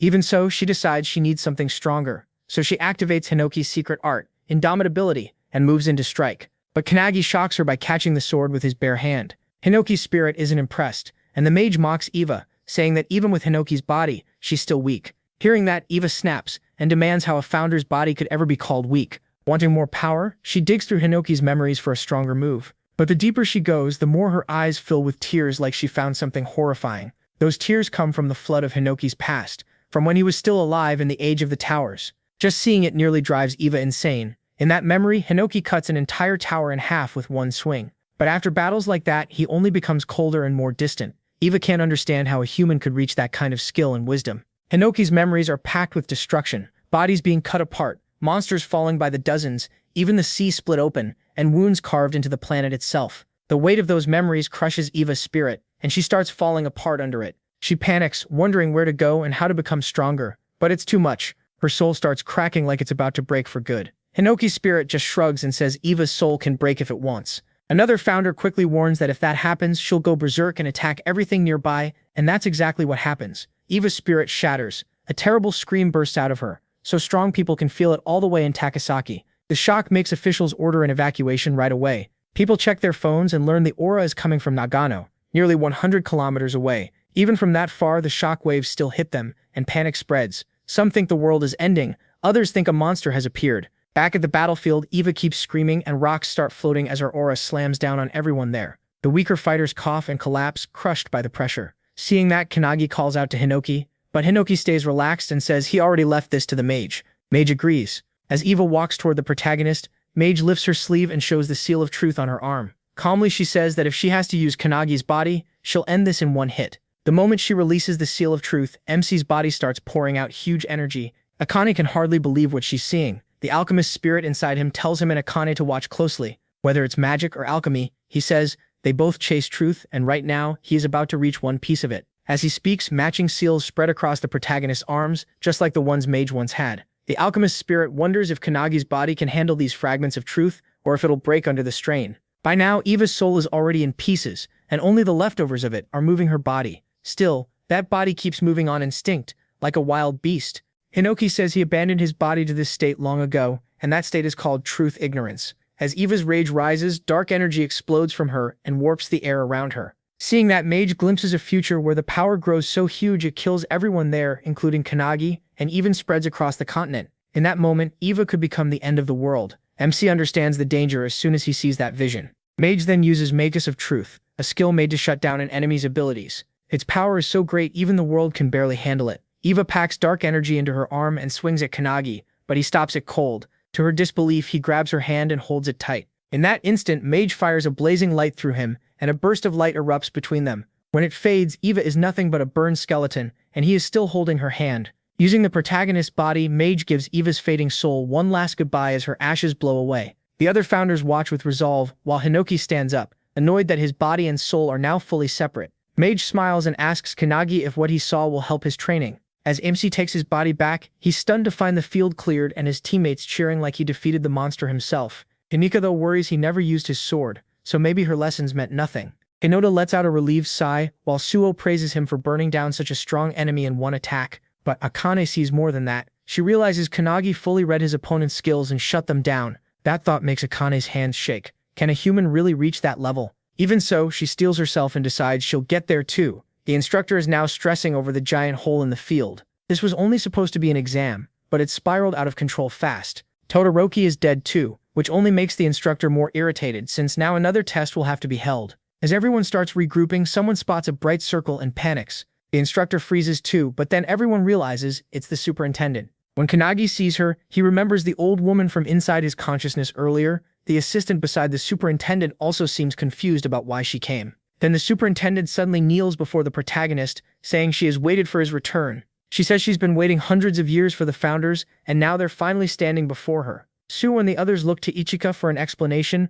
but she says they should have known, though this may be their first time actually seeing her. Ichika explains that the old woman is one of the founders of the anti-prophecy and the highest authority in Japan. Sue snaps that they already know that, but the real question is why she's kneeling to Kanagi. Ichika admits she has no idea. MC is just as lost, wondering why the old woman he met earlier is bowing to him. The founders inside him also try to remember what's going on, but none of them can figure it out. Then he suddenly feels her overwhelming aura and goes still. The old woman rises and asks if Kanagi remembers her, joking that she's gotten old. To prove it, she turns around and starts shaking her back, calling for Hinoki to watch her waist dance. The founders are totally confused, but then it hits them. The old woman is Io. Hinoki quickly tells Kanagi to switch with him. Once he does, Hinoki greets her, and that stuns everyone nearby. The assistants immediately step forward, taking it as an insult to their superintendent. Furious, they say they'll kill the protagonist and restart the exam. But Ao, still dancing with Hinoki, tells them to back off because everything is fine. Hinoki rubs Ao's head and jokes that she's really turned into a granny. Hearing him talk like that, Ao remembers he spoke the same way long ago, when she was with them. After a while, everyone starts fixing the training grounds and getting themselves together. Later, deep inside the anti-prophecy, in a hidden place called the Hut of Everlasting Vision, Kanagi is amazed by the garden. Io explains that because she can't show herself often, a barrier is usually placed around the area so she can live there in peace. MC asks if she knows all the founders, and Io starts telling her story. She says she was an orphan whose family died during the era of the towers, and the founders saved and raised her. Kanagi is shocked she was only a child back then, and when Io says it was 300 years ago, he's even more stunned to learn she's over 300 years old. Then she reveals she stays young by using an artifact that stops time as long as she remains inside headquarters. The moment artifacts come up, he remembers them. Hinoki's spirit explains to Valentine that the artifact works a lot like her preservation skill. Valentine agrees and says that at her peak, she could have done the same thing. Still, she wonders where Ao got something that strong. Ao explains that the anti-prophecy has a secret division that collects artifacts, and almost no one knows it exists. Recently, their storage site was attacked, and many artifacts were stolen. Because of that, a special team was made to recover them, and Midori is part of it. The detective founder inside Kanagi suspects the 10 apostles were behind the raid, which would explain their strength in the modern age. The protagonist is amazed by how fast the detective figured that out from so little. The detective then says that when Eva mentioned her boss was the one giving her artifacts, he checked her memories and confirmed it. Another founder points out that instead of finding 12 awakeners stronger than Makoto, it would be much easier to boost average ones with artifacts. Hinoki agrees, saying the two enemies they fought before weren't as strong as Makoto. Hinoki agrees too, adding that they didn't even know the 12 apostles existed until the raid happened. She says the apostles now hold the same kind of power as the anti-prophecy's greatest enemy, so they can't be ignored. They're doing everything they can to find the leader, but Midori may reach them first. That revelation shocks Kanagi. Meanwhile, in Detroit, Michigan, the streets are empty, and one area looks like a war zone. A violent spell suddenly forms a tornado and slams it into the ground. At the center stands Midori, who has just learned something huge. They thought the 12 apostles had only 12 members, but there's a 13th. Watching through an orb, a man stretched out on a couch smirks, impressed that Midori arrives sooner than expected. In a cold, playful voice, he asks whether Midori wants coffee or black tea. Midori answers right away. He chooses death, calling the man by his true name, Number 0. Midori fires another turbulence beam at the floating Number 0. The blast is so huge that even far away, another special task force member, Nishina, notices it. Makoto, who's with him, says the city was already evacuated, so the damage should be fine, but he can't figure out why Midori is going this far. They barely get out in time, jumping off the building just before it's cut clean in half and breaks apart. After landing, they decide to leave Number 0 to Midori and go deal with Kamaragi, one of the 12 apostles. Meanwhile, Midori gets annoyed because even his strongest wind attacks can't break the bubble around Number 0. He wonders if it's a skill or an artifact. After finishing his tea, Number 0 steps out of the bubble on his own, taunting Midori and asking if he's done yet. Midori instantly fires back with Wall of Cutting Pearls, hurling huge rocks at Number 0 and setting off a massive blast. But to his shock, Number 0 walks out without a scratch. In front of Midori, he casually says the gap between them is like a whale and a fish. Midori quickly realizes Number 0 can defend himself even without that bubble. Looking right at him, Number 0 keeps mocking him. He says that normally Midori would be so strong and scary he wouldn't even want to face him. But now Midori is crushed by the loss of his friend. To Number 0, that makes him pathetic. He goes on, saying Midori was born as nothing but a monster built for battle. Yet even then, he still couldn't protect the people he cared about. That pushes Midori into a deep rage. Furious, he charges at Number 0 with terrifying force. His eyes fill with pure killing intent as old memories rush back. Memories from 23 years ago. Back then, deep in the mountains, Shinonome, a special task force member, stood frozen in shock. A huge burst of energy was rising from a crater, and he realized the Midori family mansion was gone. Superintendent Ao is there too, looking over what's left of the destroyed place. At the center, something is giving off incredible power. When Ao gets closer, she sees it's a baby. The aura is so overwhelming they think the whole disaster happened because this child was born. Without hesitating, Ao runs to the baby and takes cuts all over her body from the pressure of its energy. Even so, she keeps going until she reaches the child, picks it up and softly calms it down. She tells the baby everything is okay now. Feeling Ao's warmth, the baby slowly stops crying. Then the wild wind around them fades away, leaving Ichu bruised and bleeding, still holding the child. She declares that the anti-prophecy will raise him. Later, the baby is named Midori. 9 years later, Midori is a young boy getting ready to leave the facility. A teacher named Hinoki and 12-year-old Ichika try to stop him, warning that if he goes through with it, the anti-prophecy will come after him. Midori doesn't care and says fine. But when the master turns away, he quietly says that's the exact reason he let Midori live. Ichika, standing nearby, feels the tension, then suddenly starts laughing. Annoyed, the master asks what's so funny. Midori had always been absurdly strong, smashing every record and seeing everyone else as weak. Then one day he meets Makoto, who casually tosses him a wooden stick and asks if he wants to be his sword training partner. Midori is thrown off, but Makoto just smiles and offers his sword. Back then, they were the same age. So they start training together, but Midori can't beat Makoto with a sword. It frustrates him, yet he keeps asking for one more match. Makoto accepts, wanting him to learn, and Midori loses again. Frustrated, he shouts, asking why he still can't win, even when he's trying his hardest. Nishina, who's there too, says the problem might be that Midori is too strong.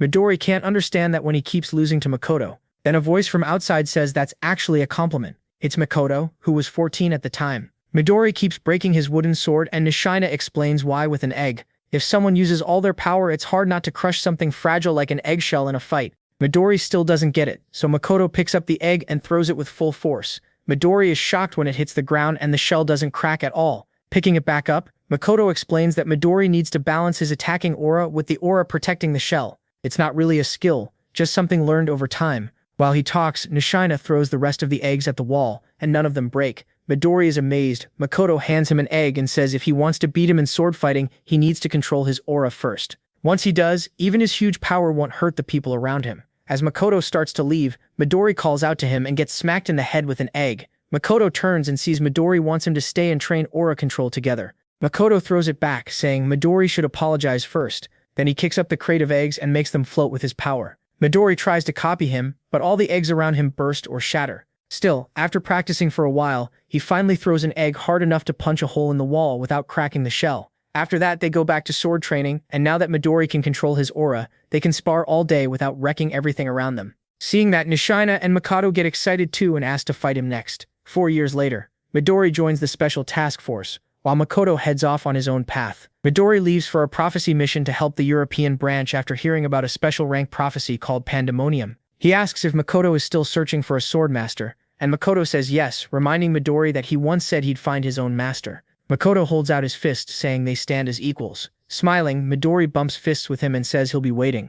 After that, Midori lives for his friends. As long as they're alive, he'll keep fighting for them. All he ever wanted was friendship, and the 12 apostles took that from him. Back in the present, with all that in mind, Midori rushes number 0 with pure killing intent, while the man stays completely calm. But right before Midori lands the hit, number 0 pulls out a golden egg and crushes it in front of him. It releases a berserk life stampede spell, flooding the area with blazing light. Other special task force members notice it too, and wonder if Midori caused it. As the glow starts to fade, Midori steps out, wrapped in a strange but powerful aura. Makoto asks if he already beat number 0, but Midori says nothing. They call out to him, but to their horror, Midori says he doesn't know them. Nishina immediately realizes something is very wrong, and yells for Makoto to get back, but it's too late. Midori already has a hand on Makoto's forehead.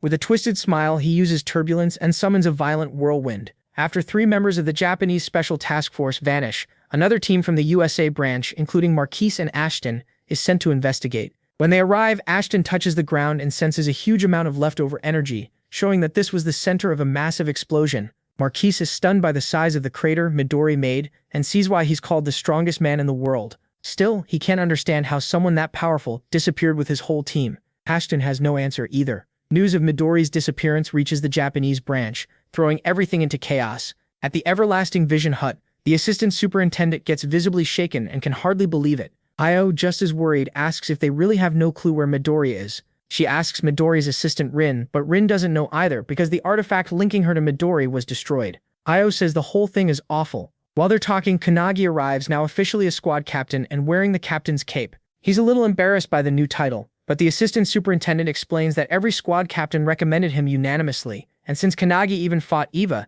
everyone believes he's the only one who can fill the hole Makoto left behind. Kneeling, MC remembers his promise to surpass the founders quickly and stop more people from dying. He thanks them for trusting him, and says he'll do everything he can to live up to the anti-prophecies hopes. That gets Io excited, and she says she always thought he was the right pick for captain. Then her face turns serious, and she asks what he thinks about an urgent issue. Not long ago, Kanagi was still tracking down anti-prophecy members to recruit into his squad. Now he's sitting in front of the superintendent for advice, and the whole thing feels unreal. As the superintendent speaks, a door with a tiger drawing suddenly appears behind Io. He is startled, and when it opens, Io introduces 2 special task force members, Nishina and Makoto, both badly injured. She explains they were on Midori's team and are the only ones who know what happened. Makoto starts explaining that in Detroit, the leader of the 12 apostles took control of Midori's body. That leaves Kanagi completely stunned.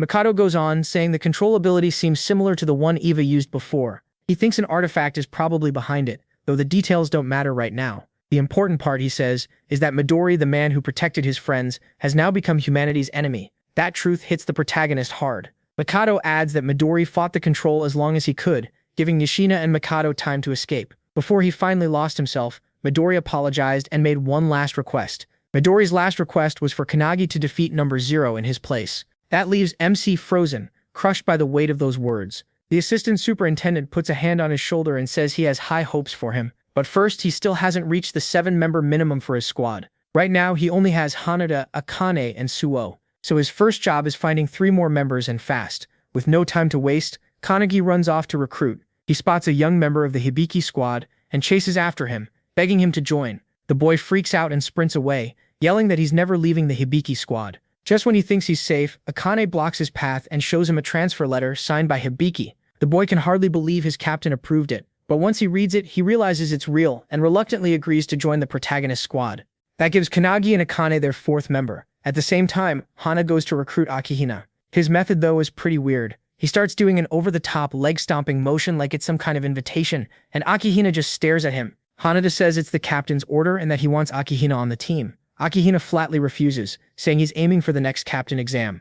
A captain spot opened up after Todoroki died. Hanada doesn't back off. He suddenly throws a strong kick at Akihina to test him, but Akihina dodges with ease, showing off his strange evasive skill. Hanada only gets more interested. Now curious, Akihina offers a deal. If Hanada can touch him even once within 60 seconds in the courtyard, then he'll join the squad. Hana asks if anything goes, and when Akihina says yes, he wraps himself in a glowing dragon, ready to win. Akihina starts the timer on his laptop. Earlier, inside a limestone cave used by the anti-prophecy unit, Akihina had met Captain Surakai, who was fishing in a 17th-dimensional crack called the Underjaw. Surakai mentioned that he sometimes catches huge fish there. After noticing Akihina, he asked if he was taking the replacement exam for the Todoroki squad. Akihina said yes, but added that he wanted to be a captain who doesn't die. Todoroki told him he could still reach that goal without becoming a captain. Akihina is stunned and asks if that means he isn't fit for it. As Todoroki reels in a monster shark, he says Akihina is missing something. Back in the present, Hanada charges while Akihina keeps avoiding contact.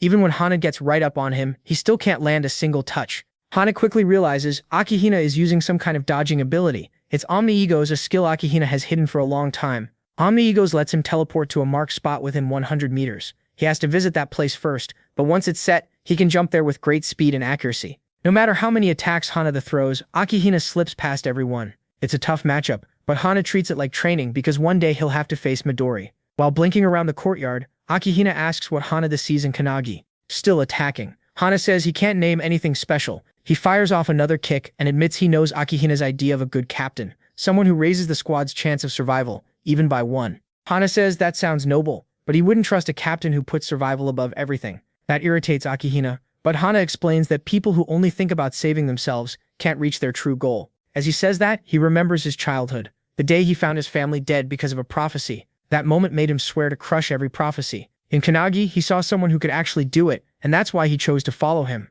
Hearing that, Akihina finally understands what he's missing as a captain, being someone others can rely on. He goes back to dodging, sure he's about to win, and plans to remember this talk later. But with only 5 seconds left, Hanada starts texting someone and says the timing is perfect. Akihina is confused, and then Suo appears, using his calendula together with Skyfall to strike from above. The attack blows apart the entire courtyard. That destroys Akihina's teleport points, and Hana moves in at once. He jumps off the building and uses a flash kick to rip off a piece of Akihina's clothes. The timer hits 0, but that still counts as a touch, so Hanada wins. After landing, Sur asks if wrecking the whole courtyard was really worth it. Hanada just shrugs and thanks him for the assist. In the back, Akihina is furious, but after typing something into his laptop, he settles down and agrees to join Kanagi's squad. Hanada and Sur celebrate with a high five. Around the same time, MC and Akane bring in another recruit, Iryu bound in chains. He is stunned by the ruined courtyard, but Sur says he's counting on him to write the apology. Hanada tries to smooth things over and says Rin can probably fix it. Still, they have one problem left.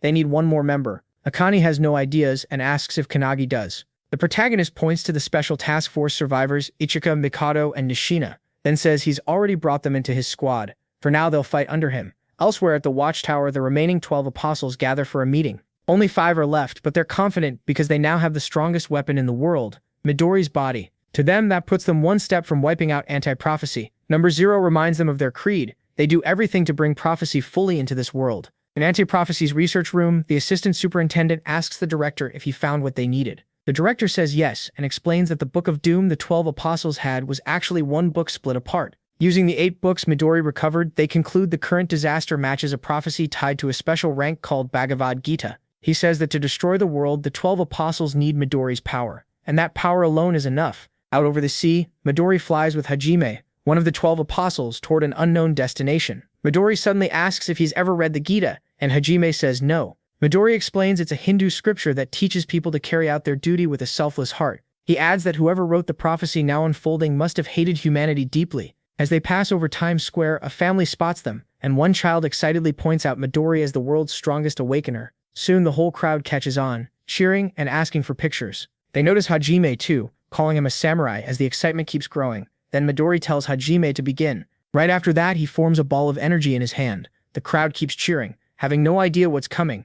A father even snaps a photo of his child with Midori behind them. Just before Midori fires the energy ball upward, swallowing the sky, it turns into a giant tornado, and from inside it, the real Midori desperately screams for Number Zero to stop. But it's too late. Number Zero has already cast turbulence. Back at Anti-Prophecies cafeteria, Kanagi is in the middle of a lecture when Shuo rushes over and urgently shows him his phone. It's breaking news. New York is burning after Midori's attack. The report says an awakener destroyed the city. At the Everlasting Hut, American Branch Superintendent Vice is yelling at Io to do something. Furious that Midori wiped out an entire city, Io tries to calm him. But the damage is massive and countless people are dead in New York, the center of the world's economy. She explains that Midori wasn't acting on his own. The leader of the 12 apostles is controlling his body. They've already identified that man as Warren Hastings, an Englishman.